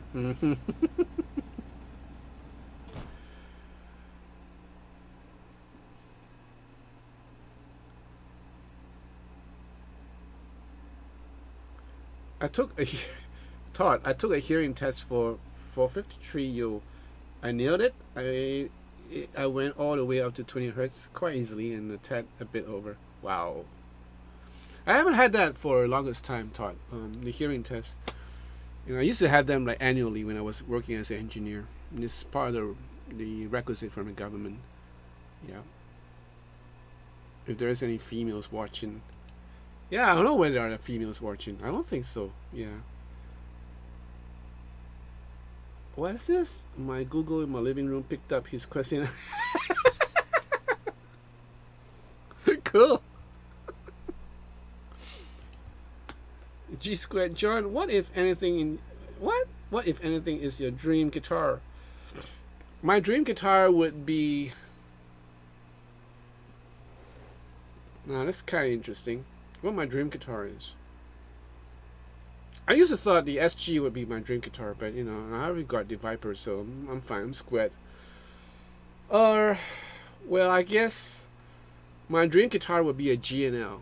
I want to get a Skyhawk with a Kumi wood with a nice grain, and I would choose the color: roasted maple neck, East Indian rosewood fretboard. That would really be nice. And they are two humbuckers. Well, the humbuckers can be from G&L. It don't matter. And I think the most important thing is the neck and the wood itself. And it has to be split callable, call splittable. Yeah, that would be my dream guitar, and I actually had that in my mind. So I was actually gonna custom build it before this COVID-19 hit. So yeah, I have to delay that plan for a bit. What's that?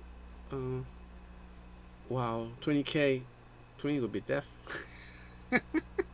Wow, if you weather all the way to 20 hertz, that's pretty cool. It's pretty good.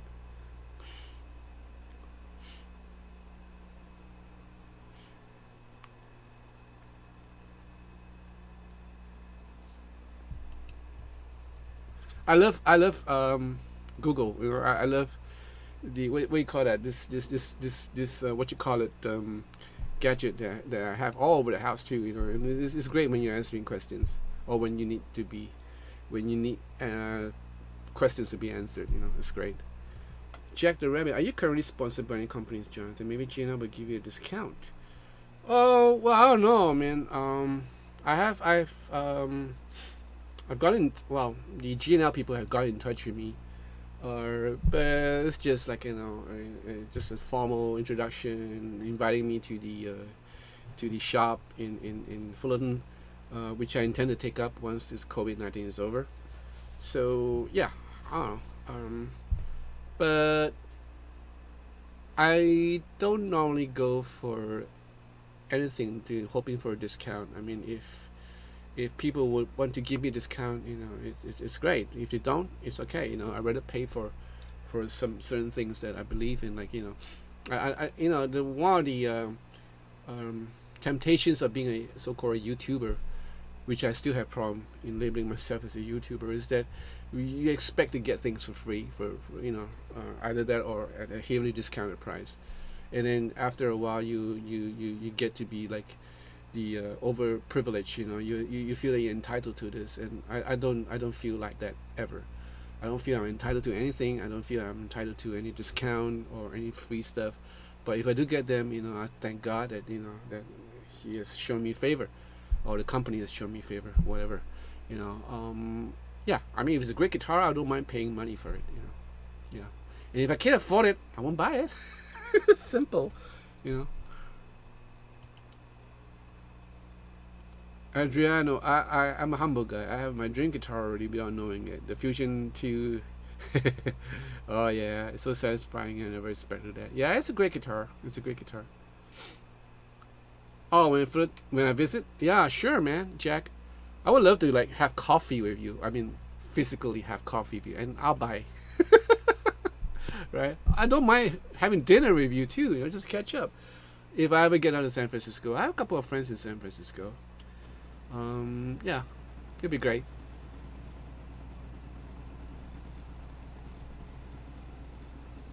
1980s, she just spying on us. These days, Alexa, order some beer. We are running out.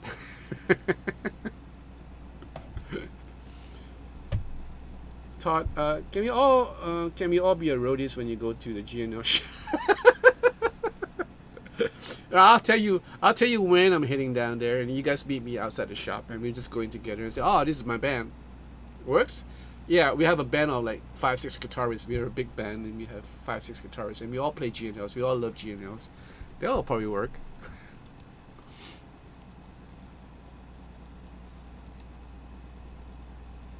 Ah, I love you too, Jack. Um, no, but he's working while we were watching Senator Coffee. I love Edward, and I love Eddie so much because he's like my personal manager. I'm not really at work here, Edward. Don't. Yeah, I'm actually enjoying myself in your company. If Andrew Cordell, if you visit GNR, I bet they give you a huge discount on that Dream Skyhawk. But the thing is, like, I'm gonna probably write a letter. I mean, if I were to get I have to find out how much it costs. If I'm set on getting it, if I'm set on the color, especially the color, because I gotta get the right color. Color is everything. And I need to have covers on my pickups. I don't want it to be bare. And once I have my dream set up, and I'm gonna order it online through City Music, right? And I'm gonna call this guy in GNL and see what he can offer me. Like, I want to order this, and do you think you have the materials that are available in certain things I wanted, and see what they had to say. And if they can come up with a discount for me, fair. It's cool. Just get it, right? Don't matter.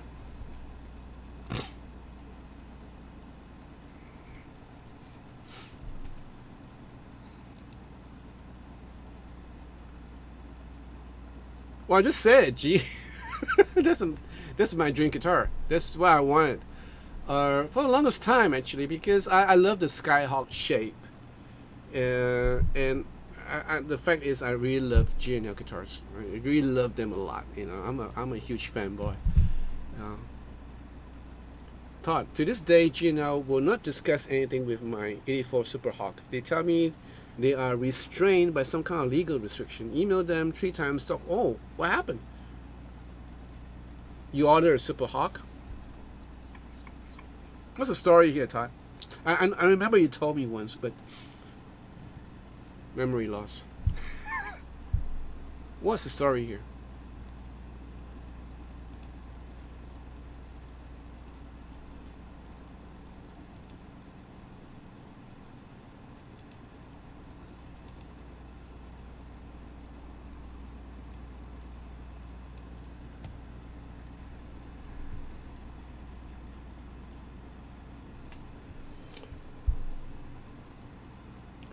Are you guys into reading books? Are you guys into reading? I have a book to recommend to you. Oh no! Just dropped my essential oil and the lights just went out. Oh no. Gonna have a hard time getting that out. Anyway.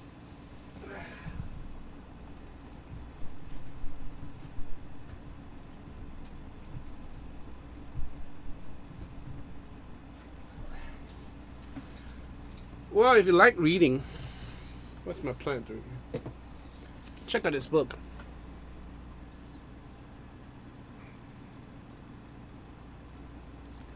Great book to read, especially when you're traveling on a plane. Excuse me while I hit the can.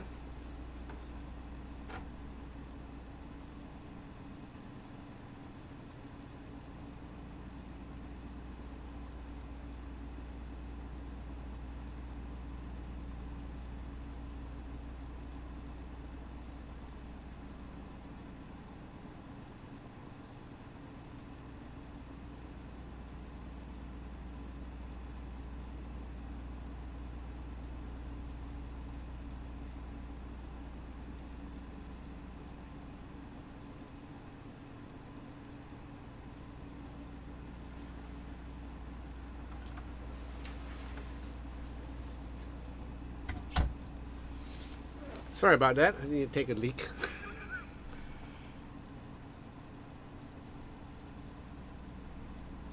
Well, that's pretty weird, Todd. Yeah, they should have done something about it. You just bought it in 1984. Anyway, back to this book. Yeah, this is about, this is a memoir, actually, from Steve Lukather about his life in the studio. Great read, and if you're into West Coast music, this is essential reading for you because it talks about a lot of stuff that goes on behind the scene in the studios, and it's pretty interesting. So I thought you guys might be interested in this. But in the process, I dropped my essential oil, which is not good. Anyway.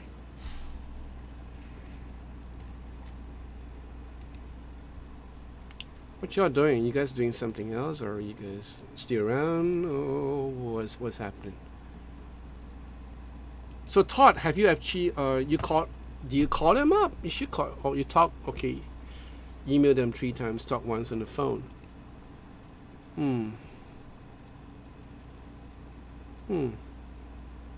Well, essentially, what's wrong with the Super Hawk, Todd? Is there work that need to be done? Or what is it? Or have you ordered a Super Hawk and they have yet to deliver it to you? What's the story here? We wanted to get recertified, give them the serial numbers, and was told they were not at a liberty to discuss the Super Hawk because of some legal restraints. I'm thinking it might have something to do with the Jerry Control Super Hawk reissue. I see. Okay.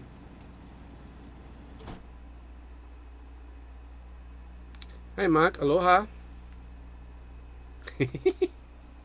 When you walked in the door.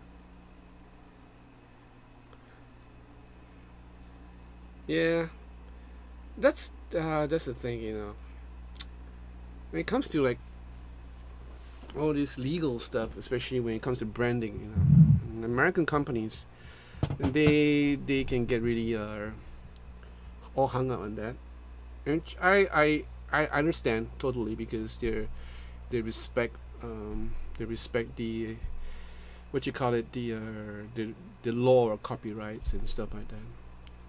I mean, I know it's a 1-year born in 1984, but right now I don't think they are able to do it, to do any recertification because of the status that the company is in right now, presently.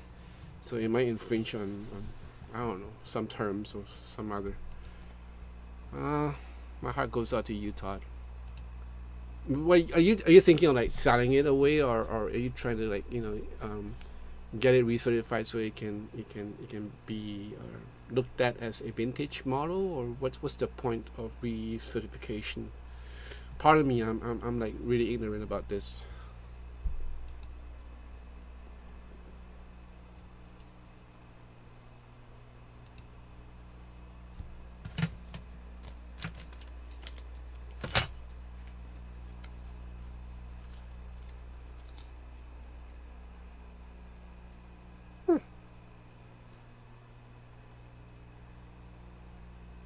Hmm. Good lord. The PRS S2 that I played was just assembled on the 9th of June. The 9th of June of this year. You saw that? Yeah. It's pretty new. Oh no, it will never be so. Yes, I want to hang this amp again. Okay, I get you. I get you. It didn't come with any certificate. Did not come with any certificate when you first bought it.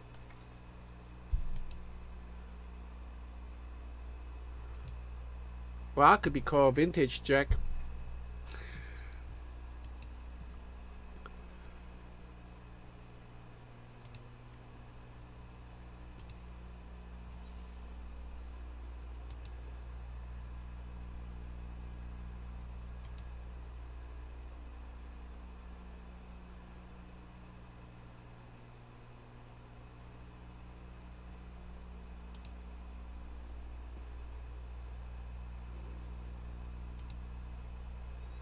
Fender just reissued a 70th any broadcaster. Of course, they own Gretsch, so there's no legal issues anymore. Oh man.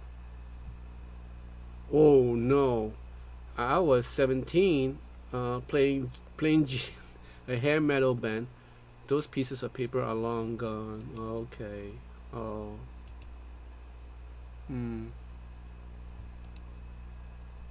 Yeah, this is too bad. I sympathize with you, Todd.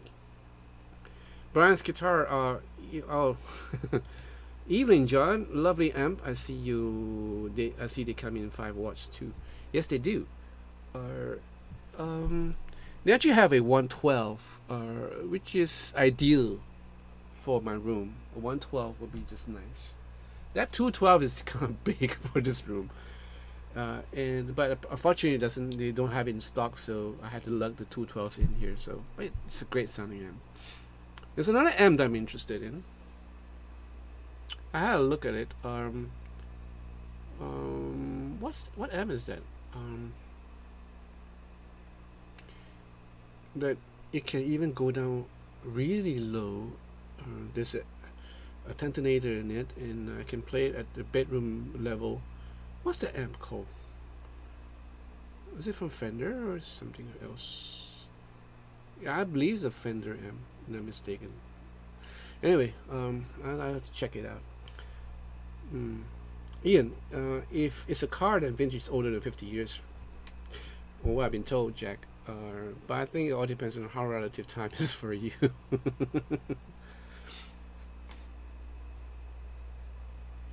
Which amp was that has different settings?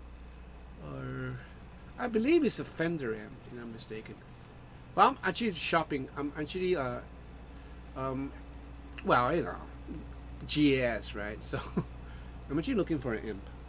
I like this amp though. This amp has served me really well. And I love the way it sounds. But I just want to get a newer amp. I'm looking at the Fender DeVille. Right, the DeVille Hot Rod. I don't know. Maybe I'll just check out some of the amps from Black Star. They're pretty nice too.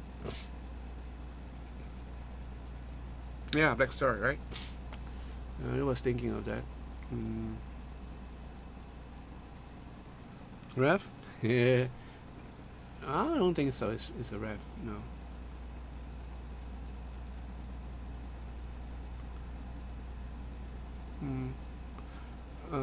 I think in the US an antique car is 20 years old. What? You guys have a different definition of old over there in the UK. Well, tell me about it, you know. Alright, Mark, I would do that. Well, there was this amp that okay, I actually saw the review on YouTube. I think if I hit the history, I probably would know what I'm talking about. Interesting amp, you know. Alright, this history. So CO.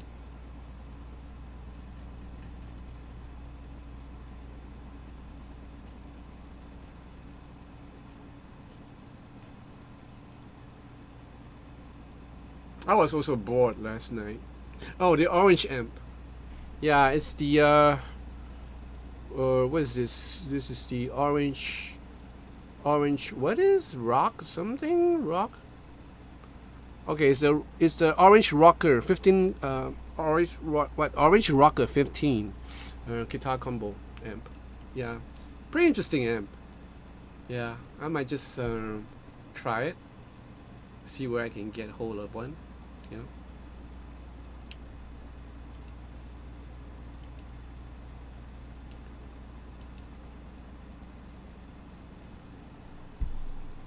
Um, Thought I have 4 more years on my Subaru. It'll be sporting the antique plate. My old house was older than your entire nation, Jack. Oh my. Built in 1745. I didn't own it, just rented a flat there. Nice. Milkman. No. Anyway, our history is amazing to learn about. Yeah. If it's not too late, we would be glad to give it back. The nation, it is a little broken, but still has potential. uh, but really, no, you shouldn't. Anyway, look what we did with it the first time. Yeah.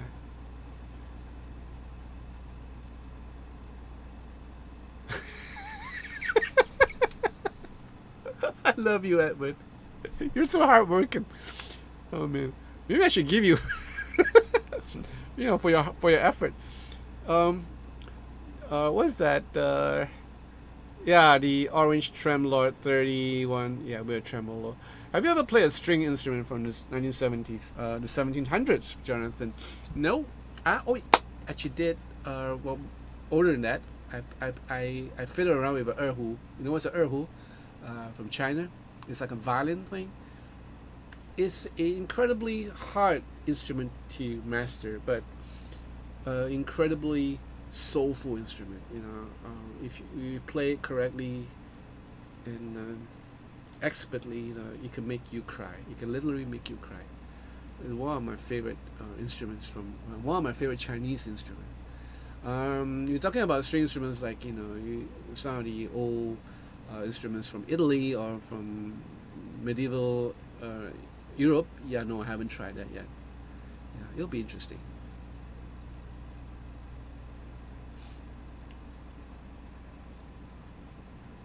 Cool.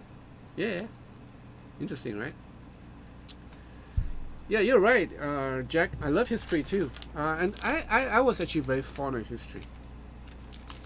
I believe what we learn from our history, from our past, will make us better. You know. Sadly, politicians, they never learn. Well, I don't think they never learn. I guess agendas are always different. You know. And we shan't go there. We will not go into politics. Erhu, yeah, Erhu, URHU, yeah. There is a great Erhu sample in GarageBand of all things. I use it on the instrumental a couple of times. They have pretty good sound profile. Yeah.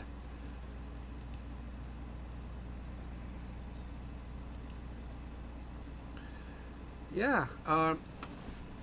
I was in Mongolia back in 2007, I guess. Was doing a concert there, and they're so cute.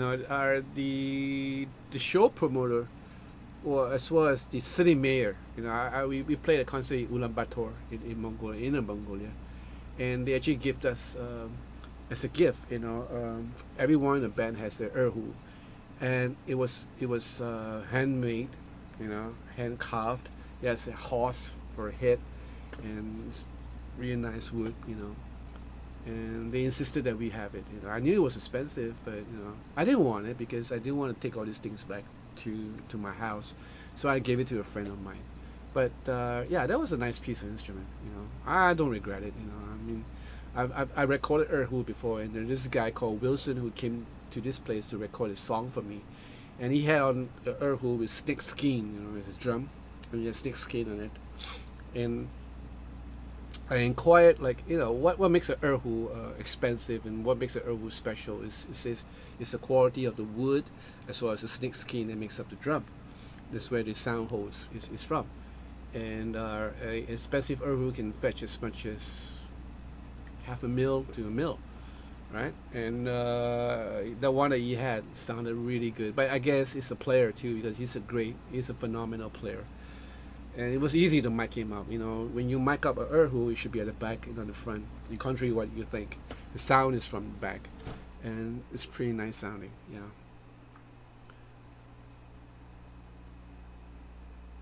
I wonder who's the first person was to tie a string to. It's probably a Chinese. Yeah, I look at all these string instruments from ancient China, and I go like, wow, these things were invented way before anybody else, and I don't know.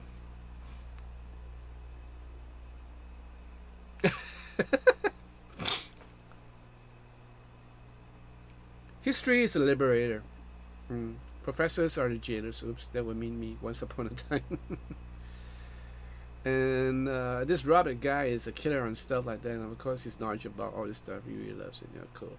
My bucket list is a sitar. Oh wow, nice. That's wow. Yes, I do know guzheng players. We have a couple of good guzheng players in Singapore.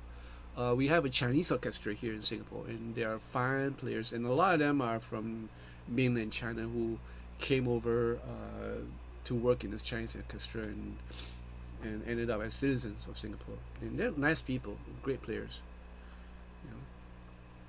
People don't change much over the centuries.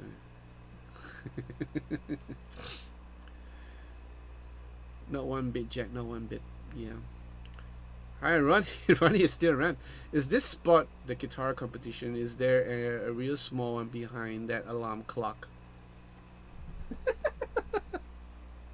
Yes, it's not a real small one. I have my Fender Strat in that case over there.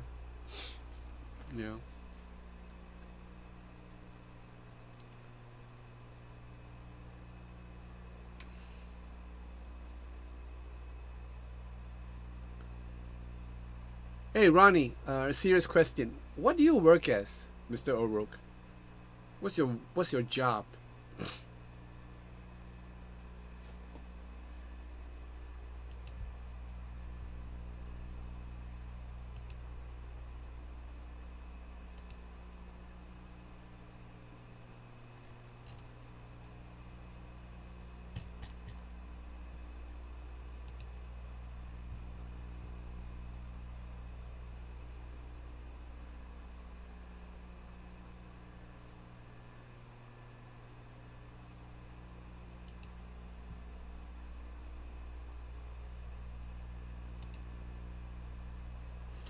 The problem with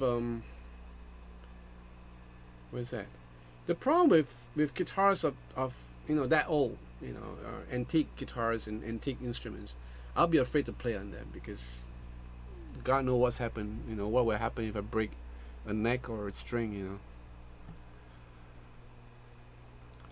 Ian have to run. Hey, you take care, Ian. Take care, Ian. I have to run too. I'm about to leave anyway. If you mention guitars, Thomas, if you mention guitar from Europe, I can recommend Skavesan, made in Poland. Interesting. I wonder who decided to roll animal intestines into the string. Ew. Gut, that's what they call it, gut string, right? Gut string guitar.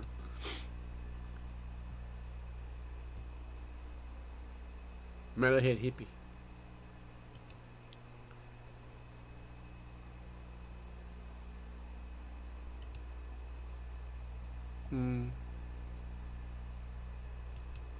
Nice guitars.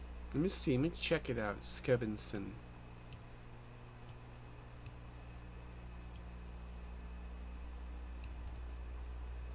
See, you have another world in Europe, and it's one reason why I love Europe so much, because there's so many things you can look forward to. Wow, nice guitars. Nice headstock.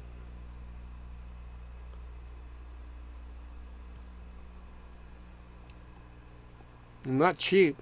Kind of expensive though. It's about 2,006 euros.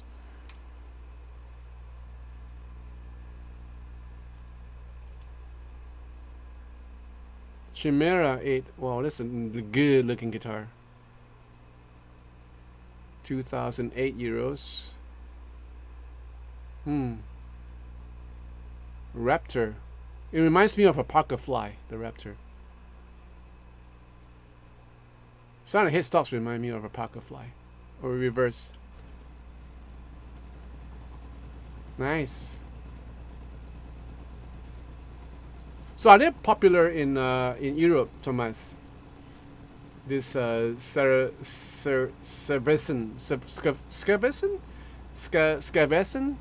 guitars, are they very popular? Apparently they have a lot of models.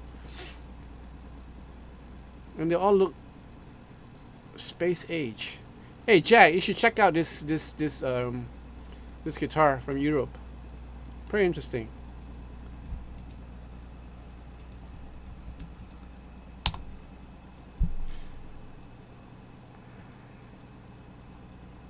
Ah, okay, so they are the higher range. Alright, nice. So they're like the PRS is of Europe.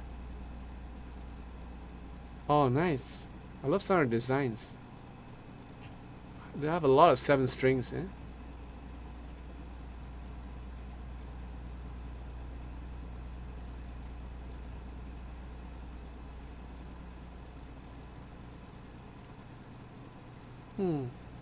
Interesting.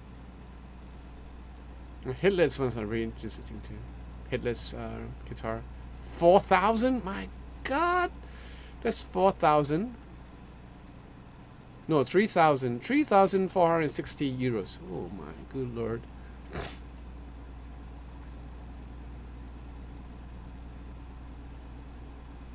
Hi. Yeah, I'm still alive.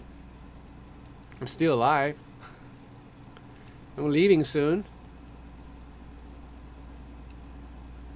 Too expensive with no real marketing and no entry model, so they will never get a big player. Yeah, I guess so, Adriano.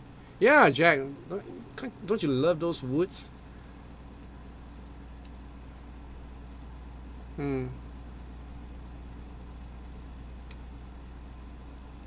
I see. Thank you for the heads up, Thomas. It's nice to know.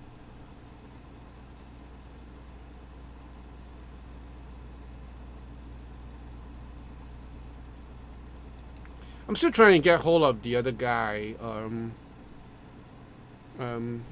世界 guitar. You know, have you heard of them? They're from China though, but they're on the higher specs. Hi up, cheers. By the way, you swayed me on the Fusion 2. Are you enjoying it? The Fusion 2?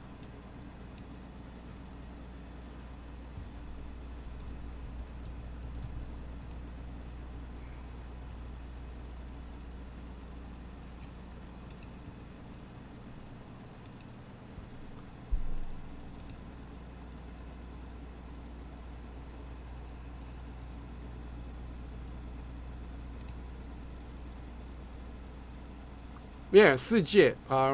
It's pronounced in a different way. Anyway, take a look at this, Jack.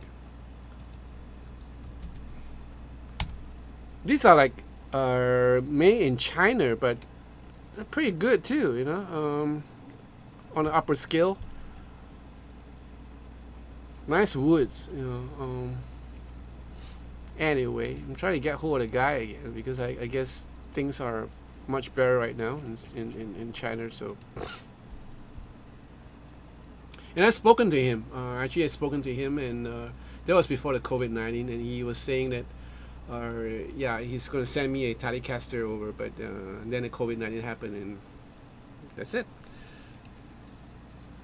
Hey, Edward. I'll see you around, Edward. See you around, Eddie. You've been a pal. Thank you. All right. Appreciate you.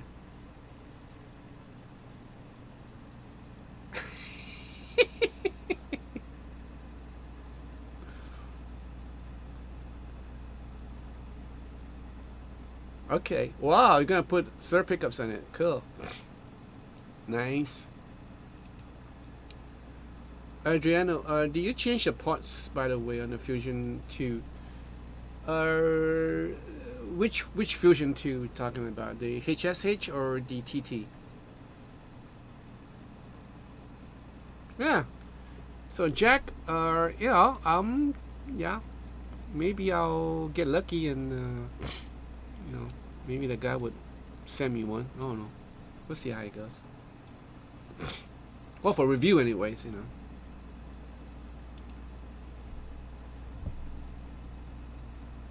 Have you played around with low tuning on 7 and 8 string guitars, Jonathan?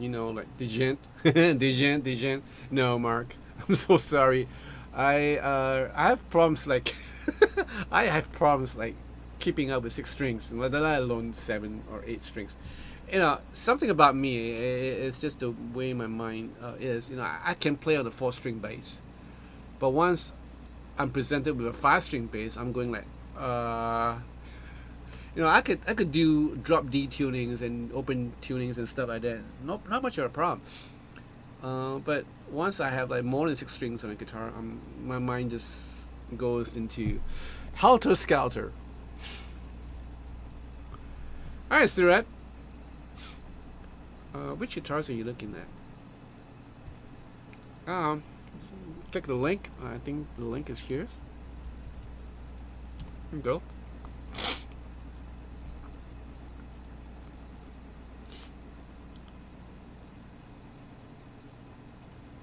Oh no, I'm hungry. Adriano, the Fusion 2, the volume now is getting wobbly and it's a bit scratchy like yours from the beginning. But it still works with any issue. I just wonder, there are problems only with that? Yeah, the electronics leaves a whole lot to be desired, especially for the Harley Bentons. Incidentally, in case you don't know, I actually sold mine, the HHEB OCT. I sold mine recently, about a month ago. And I did not do any mod to that guitar except for a treble bleed, and I installed a PIO capacitor. So yeah, that's about the paper in oil capacitor. That's all I did. So I guess maybe a good upgrade would be to change the electronics if you're thinking of keeping the guitar. Yeah, just change the whole set of electronics, and there are many good sets of electronics, and I didn't actually believe in all that, back in the days, and I didn't actually like kind of like look at really heavily into like will electronics play a big difference, but they do. They actually do. Like probably some of you guys will probably know, I changed the volume port on my GNL Comanche, and it made a whole lot of difference, in the tapering and everything. Like when I'm going off, because I do a whole lot of volume swells as part of my playing, and it's so smooth. So you might want to look into that. Yeah. Hey Alvin, how are you?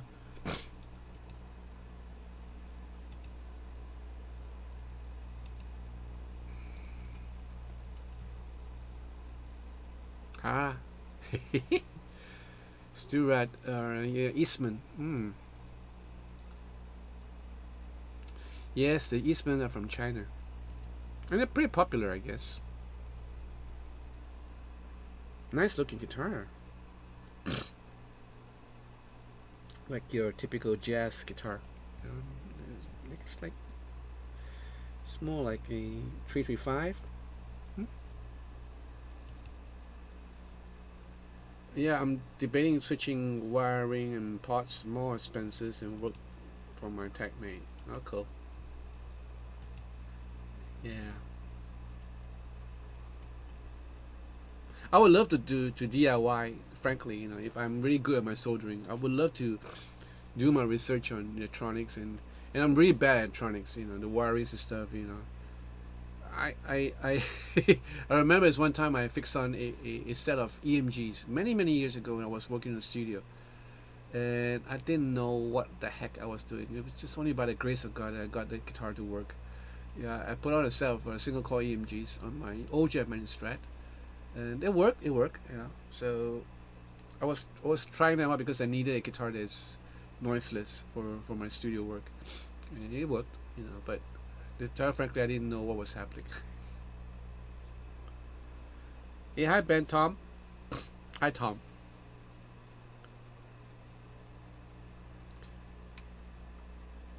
Oh, cool. They have the Les Pauls. Yeah, yeah. I saw a couple of the Les Paul models. Really nice. OTB guitars, made by guitarist Owen Barry. No, not yet.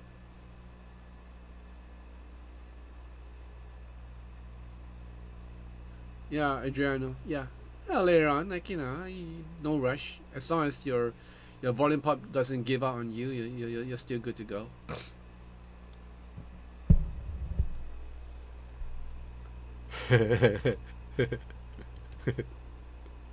Yeah. Did I tell you guys about what happened one day in this place that I was working in this pub where my wife used to work as a cashier, and that was where I first met her. And I was playing there, and did I tell you about this story about what happened when I changed strings, my E string?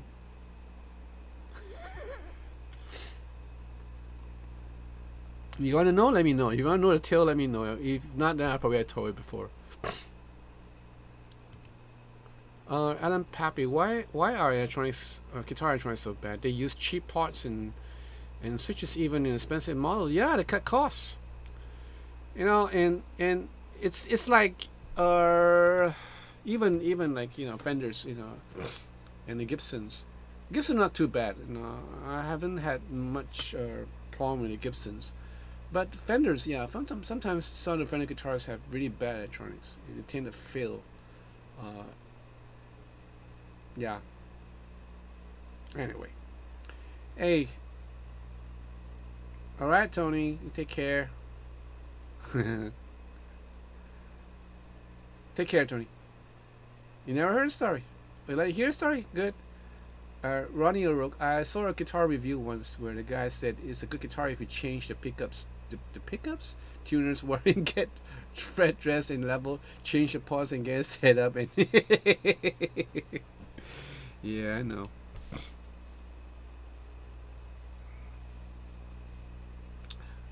Okay, so what happened is that I was playing in this small little pub, and my wife used to work there as a cashier, and that was in my earlier band. And one night I broke a string, the high E string, so I kind of sat down on a ledge and changed my string. So as I was changing the string, the high E flew out of my guitar. It kind of sprang out of my guitar because I was cutting it, and it kind of sprang it, and the guitar went into a power strip. And I don't know how it ended up there because how high E strings are really thin. Somehow it got slotted into one of the connectors of the plug. You know how it is. We have the UK kind of style, UK style of power plugs, right? And 3-pin, so sometimes it doesn't go all the way in. Sometimes people are lazy, so they make sure that and somehow rather maybe this string, because it's so thin, it kind of got in between, and it shorted the whole place out, and there was blackout, total blackout. I was going like, what happened? I didn't even know it was my E string until I looked down and I saw my E string glowing in the dark. And I quickly used my leg, my feet to kind of drag it away so that there's no evidence that it was me. And we go like, oh, what happened? What happened? I always remember this. It's so funny.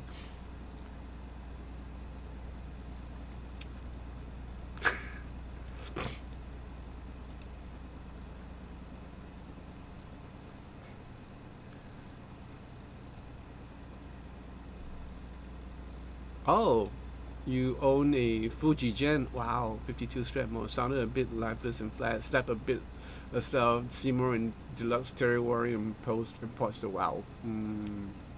Yeah, it was glowing. Red. It's so funny. Oh, man. It's Francis. Okay, I'm sorry. I always get mixed up. Yeah. Sorry, Francis. I'll try to remember, Night.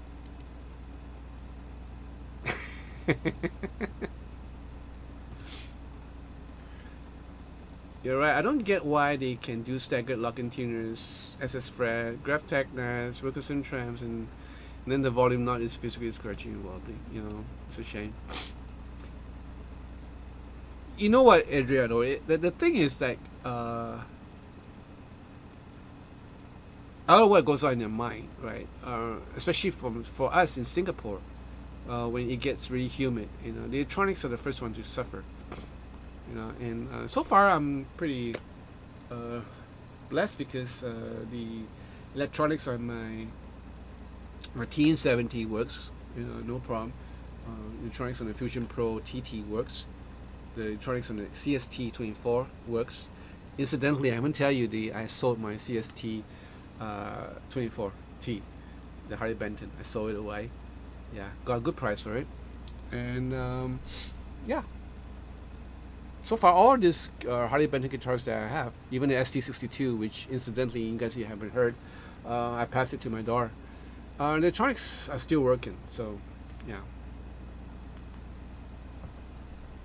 Hi, Jim. From Detroit.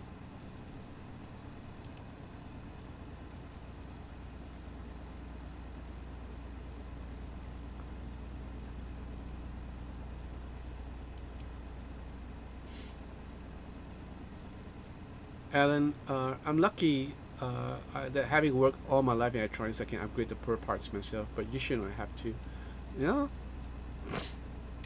Well, it'd be good if I can actually do it myself. And I know these days they have all this, like, you know, pre-wired, pre-soldered. All you have to do is just stick it on. And I remember fixing on the Steve Lukather set, the EMGs. It was pretty simple. It's like, you know, change the whole jack plate, pull the wire, and they have this connector, and you're good to go. It's like a no-brainer thing. Yeah. So I mean, if there are, I'm sure there are sets out there which works like that. You know, so probably you buy a whole set, pre-wired, you know, with good parts, with good volume and everything, and all you need to do is just screw them on and change the jack plate. You know, probably to a better quality one.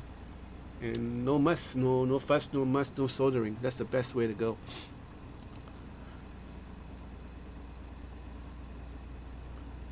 Todd, I watched my 70s 100-watt Marshall Super Lead hit glow orange. Then oh my God!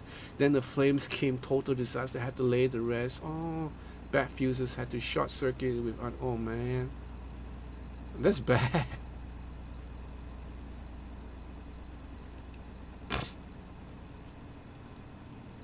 My air guitar never needs new parts and always play great because I'm in a vacuum, in which case no sound. Ronnie. Mr. O'Rourke. I think we are caught up with Ian.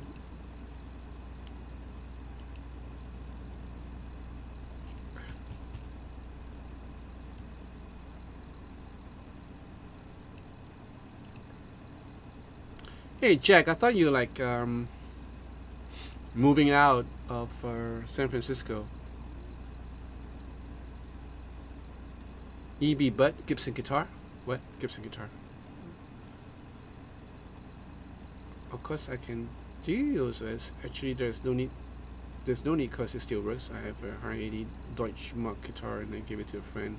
That knob is still working. Okay. If all manufacturers agree on a standard plug-in socket, it would be great, but it would never happen. Yeah. If there's no sound in a vacuum of space, what would happen if you sing? Can you hear it? Or only in your head? Oh man. Any favorite synthesizer brand? Well, move over here, Jack. Move over to Singapore. You'll love it here. Yeah. I'll be, you know, we'll be glad to have you. Just move over here. Any favorite synthesizer brand? Or what do you mean? Guitar synthesizers? Because basically this is a guitar channel.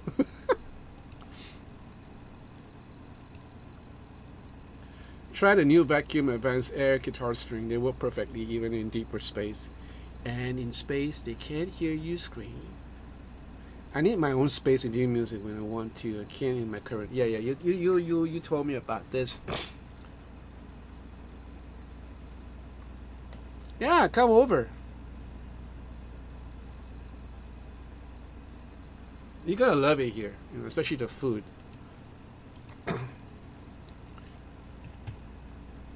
Coming over here, be a citizen of Singapore, and yeah, that'll be great.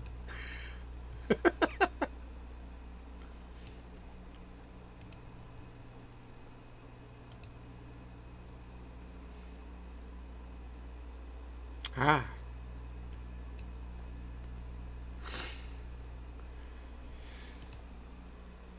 Have you been to bed yet, or are you just up early? No, Jim, I haven't been to bed yet. I woke up really late. I woke up at 6:30 p.m.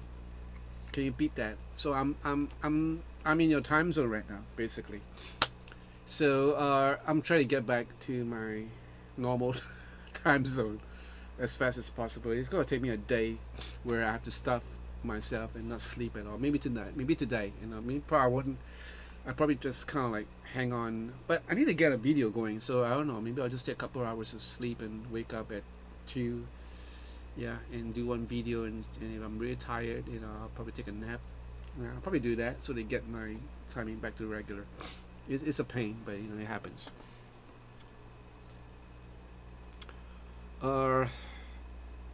But never surprised that some parts last for years, other feels in months. Yeah. So I've been to Singapore a couple of times. I would not like to live there. Why? It's nice, but the laws are crazy. Why? I don't think the laws are crazy. I think the laws are pretty awesome. It's because I live here all my life.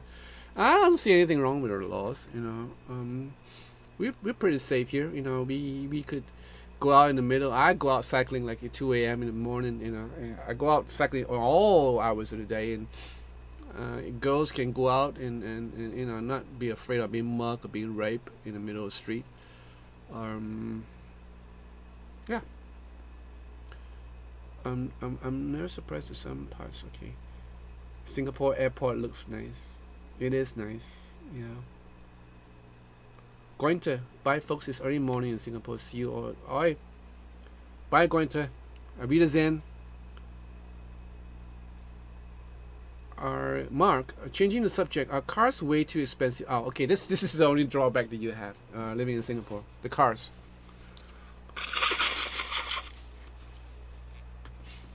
Right, cars are totally off the shelf. You know, it's like no way we can afford a car right now. Let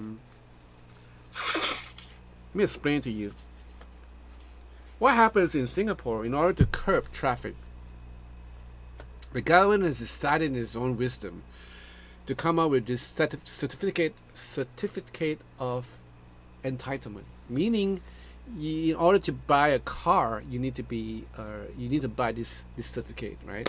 This certificate, and that cert costs a whole lot.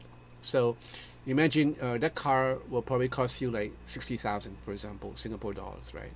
But you're not gonna pay 60,000. You're gonna pay like another 60,000 or another 50,000, depending on the bidding of the COE, which is what it's called.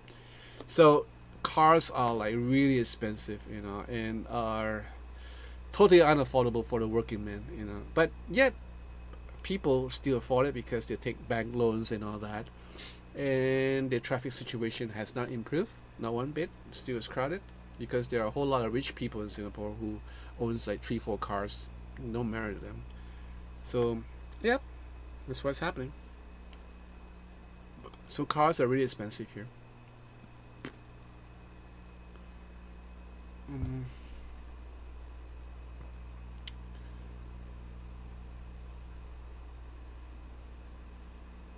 Breakfast soon. Yeah, probably.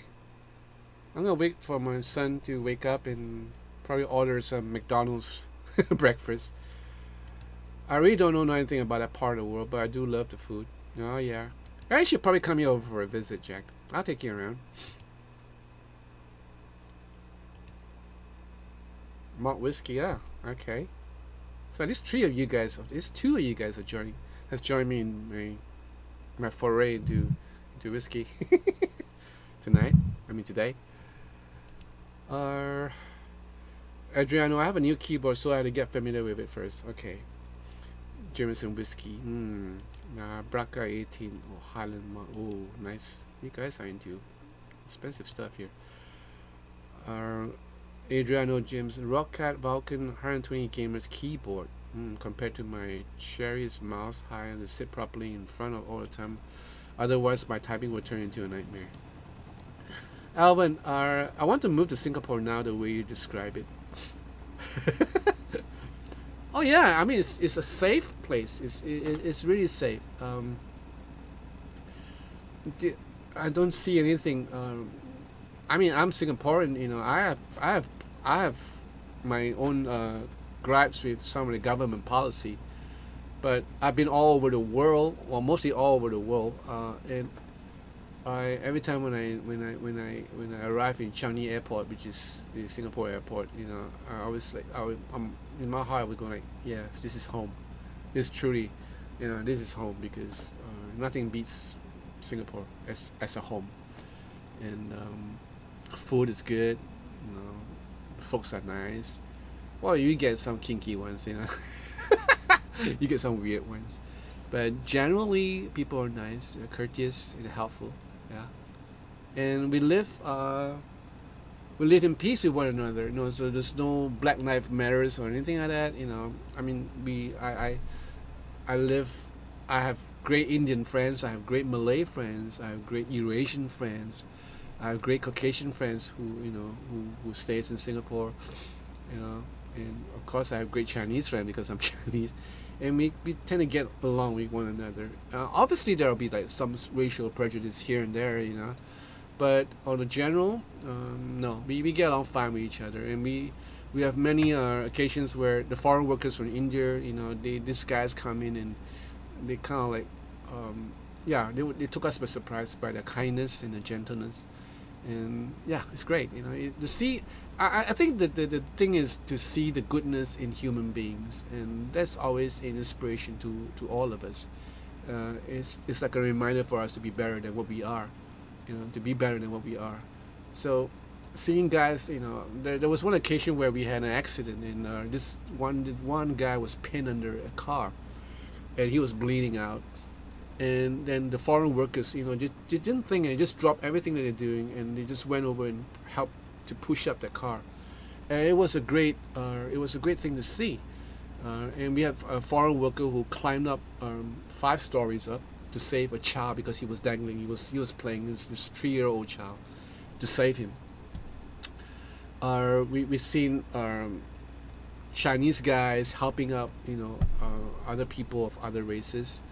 You know, I when I was in the army, you know, I helped a drunken Indian man. He was drunk. He was trying to cross the road.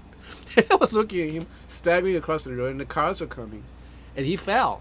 Right, he fell on the road, and I didn't think nothing. I'm not saying that I'm a hero or anything. It just was my public duty to do it, and I just ran to him, stopped the car that was coming on, stopped all the traffic, and kind of like help him cross the road.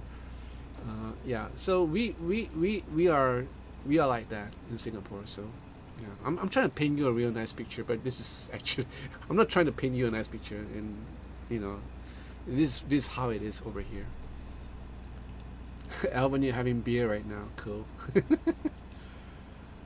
Jim, you're going to Kentucky. Cool. Some bourbon whiskey. I love bourbon. How do you get gears to gig? Do you have hire a trucking company? Yeah, Mark, you know, I know how it works in the States because there's no way unless you drive. And if you were to play a gig with a band, you probably have a U-Haul, or you know, someone will own a van. For us, we depend a lot on the backline companies or musical instrument suppliers. So when I'm doing a gig, you know, I'll just bring whatever that is mine personally. Like, you know, I won't bring amps because those are under backlines. I just bring my guitar and my outboard gear or whatever I have, my Marley effects, and that's all. So when I don't have a car right now, so I will have we have certain thing like an Uber but it's not Uber. Uber has been bought over by a local company. Just beat that, okay? It's in Singapore. We used to have an Uber, but it was bought over by GrabCar, which is a local company. And so I will grab a car and and go to the venue, and after that I will grab another car back, and that's how we do our gigs. Yeah. Hi, 108. Does Singapore have hate speech laws though? We do. Well, in terms of say for example, recently we just had an election, right? And one of the opposition, one person from the opposition who happens to be a Malay girl. She's intelligent young girl, and I think she was caught out on one of her posts in Instagram years ago, criticizing the rich Chinese people and the Caucasians and how they escape the punishment, which is not true because we get punished just the same. The amount of corruption in Singapore is negligible. It's like it's really non-existing at all. Lee Kuan Yew, which is the founder of Singapore, he's like a George Washington for you guys, and he's so adamant on Singapore being a corrupt free country, and he's stuck on, there's bound to be corruption in every level of the whole system, but generally no corruption at all. So yeah, so that's the way it is, and she was caught out for it, and she has to apologize for making a statement. So in return, in the answer to your question, yes, there is a hate speech law. So we are very serious about that in order to maintain racial harmony. Yeah. Def left. I'm working on my CSC 24T. Kit sending, lacquer sending by nuclear jack. It's dry 48 hours now. It's near ready. I hope. Cool. Go for it. Aha! So you've been to Singapore, Mark. I want to have that toast with coconut jam. Dip it in runny egg and sip coffee. Ah, yeah. Oh man, now you're making me hungry. Have half an hour or more, and I could have that in the coffee shop downstairs. Just right down. Yeah. I just have to take a lift down, and I'm gonna get what you just described. With the toast, we call it kaya, Kaya. That's the jam you're talking about. Greenish color. Yeah. My mom used to make that jam, homemade. It's nice. Anyway, I had that with eggs that are half, not half boiled. Okay. What is it called? Boiled? No, boiled. It's like you can say half boiled. Yeah. If a boiled egg is like it's like real hard. Half boiled is like it's still in a runny state, but it's boiled. And those are good. I used to take 2 each morning, and dip it with a little bit of soy sauce and pepper, and you're good to go. Yep, great breakfast. And the coffee in Singapore is very different from the coffee that we have in the States as well as in Europe. Real different flavor altogether. What's this? Graham Mackenzie. I realized I'm signing into the wrong email. Wrong Gmail. I'm drunk. Hi, Graham. Amazing how the internet has at the same time make the world smaller and larger. Smaller that borders are obsolete. Larger because of the immense ability to exchange cultures. Yes, Todd. Oh, you haven't been here. Oh, man. So you've been watching, so you haven't tasted it. Oh, okay. Well, you should come over. Yeah. Poached eggs. Yeah. Well, it's even how should you call it? It's less than poached. It's runny. It's runny eggs. Like what Mark was describing was actually true. It's like runny, but it's not raw, right? Adriano, I don't have a car, so I have 3 supermarkets just across the street, 2 liquor stores, my favorite rock club 25 minutes away, and a car would be a total waste of money. Greek diners just next door. Cool. Awesome. You're the man. I live in an area. If I show you around, maybe one day I should do a video, show you how's my neighborhood is. What you guys think? It'd be great. Take you around, not with a bike, just walking. It's a great neighborhood, I live in a block of apartments, right? So at the ground floor, I have a sort of a eatery, like a food court thing, And I have one of the best Chinese cuisine, you know, there, and great roast pork, and we call it char siu, right? Great happen. Yeah, I should bring you for a tour around my area. And then as I walk across the road, I have another and another, and I have a big food court. Okay, so you have a whole lot of choices, selection, and oh man, you can just yeah. So when it comes to food, no problem. And then we have sundry stores. We have shops selling fruits, you know, confectionery, cake shops, you know, durians and stuff like that. And then you have a supermarket. So I have everything around here. So the fact is, I don't even go out. You know, I need anything, I just pop down and just grab what I want. You know, if I'm hungry. Except when it's like, you know, like 2 a.m. in the morning. You know, most of the shops are closed. But then again, all is not lost because I have an Indian restaurant near where the supermarket is, like, you know, about 150 or 200 meters away, and it's open 24 hours, and I can have prata. I don't know what you guys have in prata. Pratas. Pratas are like Indian, like pasta, but it's different. You know, with curry and the dal, and this. You can have eggs in it. You can have mutton if you want to, beef. You know, and those are really nice. And you have mee goreng, meaning fried mee, Indian style, spicy, hot as yeah, hot as can be, but beautiful. So I can have that 24 hours a day, you know, if I'm really hungry. Yeah, this is where I'm staying. This area where I'm staying, and I'm actually staying in an area where it's not far from the central town, where everything is the shopping, the high, the what you call that, the branded stuff in Orchard Road. That's where the hub is. I'm not far from them, and where the Apple shop is, and Apple stores, and whatever. So I'm in a real good place in Singapore. Oh yeah, you saw that was on a bike, and it was in the middle of the night, so you can't see anything clearly. I'm thinking of, like, yeah, maybe I'll just do a video of me just walking down and exploring the neighborhood, and you can see the canal ways that I have here, which is really nice. And the water in the canal is clear. You have fishes there, and people actually do fishing there. Yeah, that's my neighborhood. So check out my hood.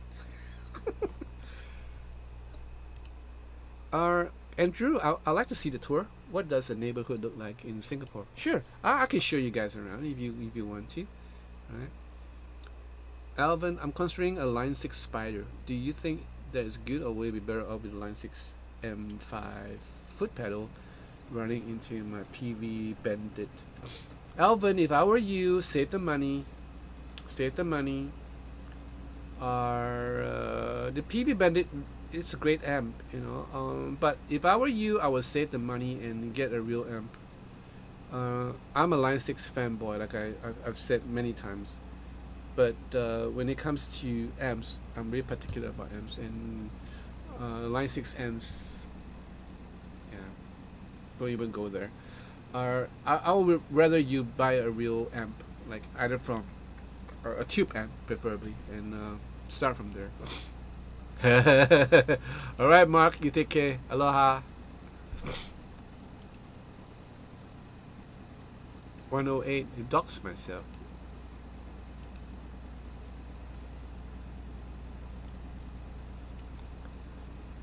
Why would I want to do that? Yeah, it don't matter. You know, you can come find me. I want to show you where I stay. It's just my neighborhood. Alright. Adriano talking about being hungry. I don't know today what I want to eat the next 2 days. So I go shopping for food every single day. You can tell what I eat for. I'm picky and mine change quick, you know, food wise. Don't worry, 108, I won't. Yeah. And Graham McKenzie, Harley do a Tube 15 watt in the moment for quite cheap. Okay, good for that. When I go shopping, I must drive in the next town. Wow, that's far. regret selling my Victory stack a year ago. So looking for a cheaper solution. Yeah. Well, the thing is, I'm also looking for an amp. So I have a couple of choices. I might just get the orange amp, or if I want to splurge a little bit more, I probably get the well, depending on the size, I probably will get a Fender DeVille hot rod. I'm trying to figure out which will suit me better, because to tell you frankly, I don't need an amp here. Really, I don't need an amp. The Helix Native suits me just fine, so I just want an amp to feel good at times when I'm just playing by myself. Is there much awareness of prehistory there? Sadly, no, because the younger generation, um, well, they remember who the father of our nation is. They definitely do that. They do remember, but they have no understanding of what happened before that, before Lee Kuan Yew, of how the Japanese invaded us, and we were occupied for almost like 2 or 3 years, and countless of people have died under the Japanese rule. The cruelty of war and how bombs were falling on our cities. And my dad, he told me a whole lot of stuff of what happened. He was a young lad at the time, and my granddad used to have an export company, and when the bombs came falling, my dad would tell me, told me that there was this time the bombs came down, and the shop next to his father, or next to my granddad's shop, was bombed out.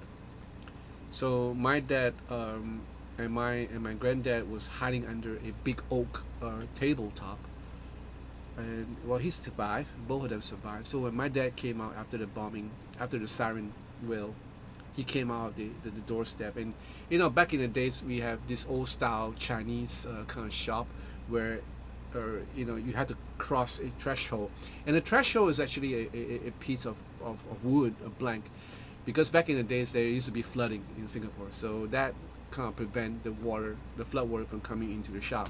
So he has to step over that, and as he stepped over that into the dusty street, he stepped on something that's squishy, and he was alarmed, and so he pulled out his leg, and his leg was all covered in blood. Well, apparently he stepped on a disemboweled body, and as he walked along the streets, and this is going to get a bit graphic, okay? So these are like our sharing that was from my dad as well as my mom. So as you walk around the dusty street, you could see headless bodies, disemboweled bodies, leg here, arm there, and that's the effect of the bombing. And these are all his neighbors, people that he knew. So yeah, and then we have the Japanese coming in shortly after that because the British decided to surrender. And it was chaotic. And when the Japanese came in, they was just hunting for the young men, because the younger men are the ones that poses the biggest threat to them. So my dad escaped it. Somehow he escaped, just like Lee Kuan Yew did. But there were thousands of them who were led to the seasides, Singapore, and shot, and the bodies left to rot along the seashores. So these are all the history that the younger ones have no understanding of, and they don't understand what it's like to be at war.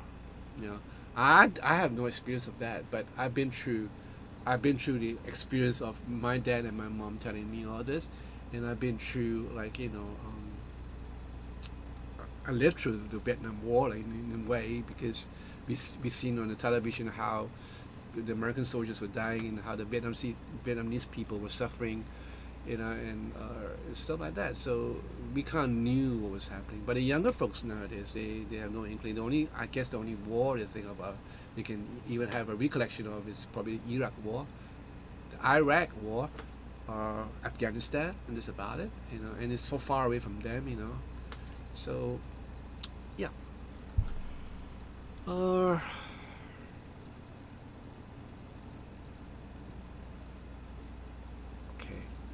Adriano, Jonathan Cole, depends on the purpose. I have a Boss Katana 50. Oh, that's good.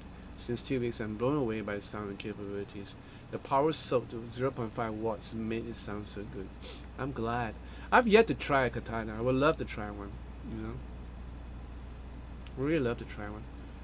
Surat, big price drop on Mesa Boogie amps. Oh, but still too. For a moment you got me there. The orange rocket amp does not have reverb. Yeah, yeah. That was the only thing that. But I don't care. I'll buy a reverb unit. You know, I don't care about that. I think yeah. I mean yes, the Fender would be a better amp. It's orange. Just look nice. I like the color orange. Graham, I rather shoot off as getting dragged shopping tomorrow. Take care all and look forward to more. Okay, Graham, you take care. You take care, Mr. McKenzie. What? I called about getting my Partcaster plaque at the local shop. They wanted, wow. Oh, that's a bit expensive though. 250 US.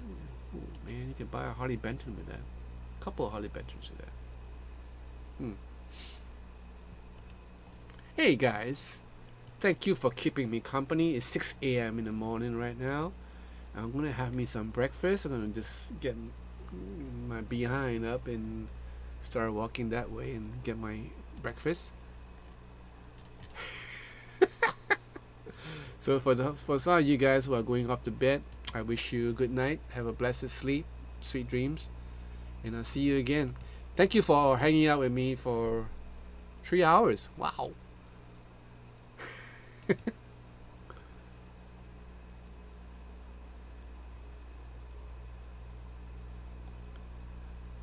I won't buy it if it has river immediate describe. Oh, cool. Yeah, right, Sarah. You might want to think about it closely. You know what? Actually, the thing about the orange amps, I didn't want to get a combo. I wanted to get the amp head. You know, I wanted to get an amp head because the amp head really looks nice. You know, it sounded great. But again, in the end, I'm just settle for the DeVille. You know, who knows?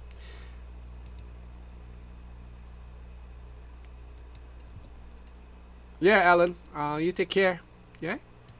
Gus, I like a out of Africa thing, pre-domestication. Any knowledge about gatherer hunting, early China? What are you talking about? Is interesting. Yes, Jack. You take care too. Yes, Gus. Yeah. I mean, history, man. History rules. I love history. Thank you for sharing your time, knowledge. Have a good breakfast and good day. Right? You guys take care. God bless you. Stay safe. Please stay safe. Regardless of what people think, practice social distancing. Wash your hands. Wear a mask. I bought a couple of masks recently, and they're pretty comfortable. You know, easy to breathe. And I bought a mask that is a bit expensive, but yeah, it's a bit thicker. You know, it's supposed to cater to all the requirements needed. But they're great, and they're all black in color. So wear a mask, be safe, please, and take care of yourself. And I'll see you again. All right. Right.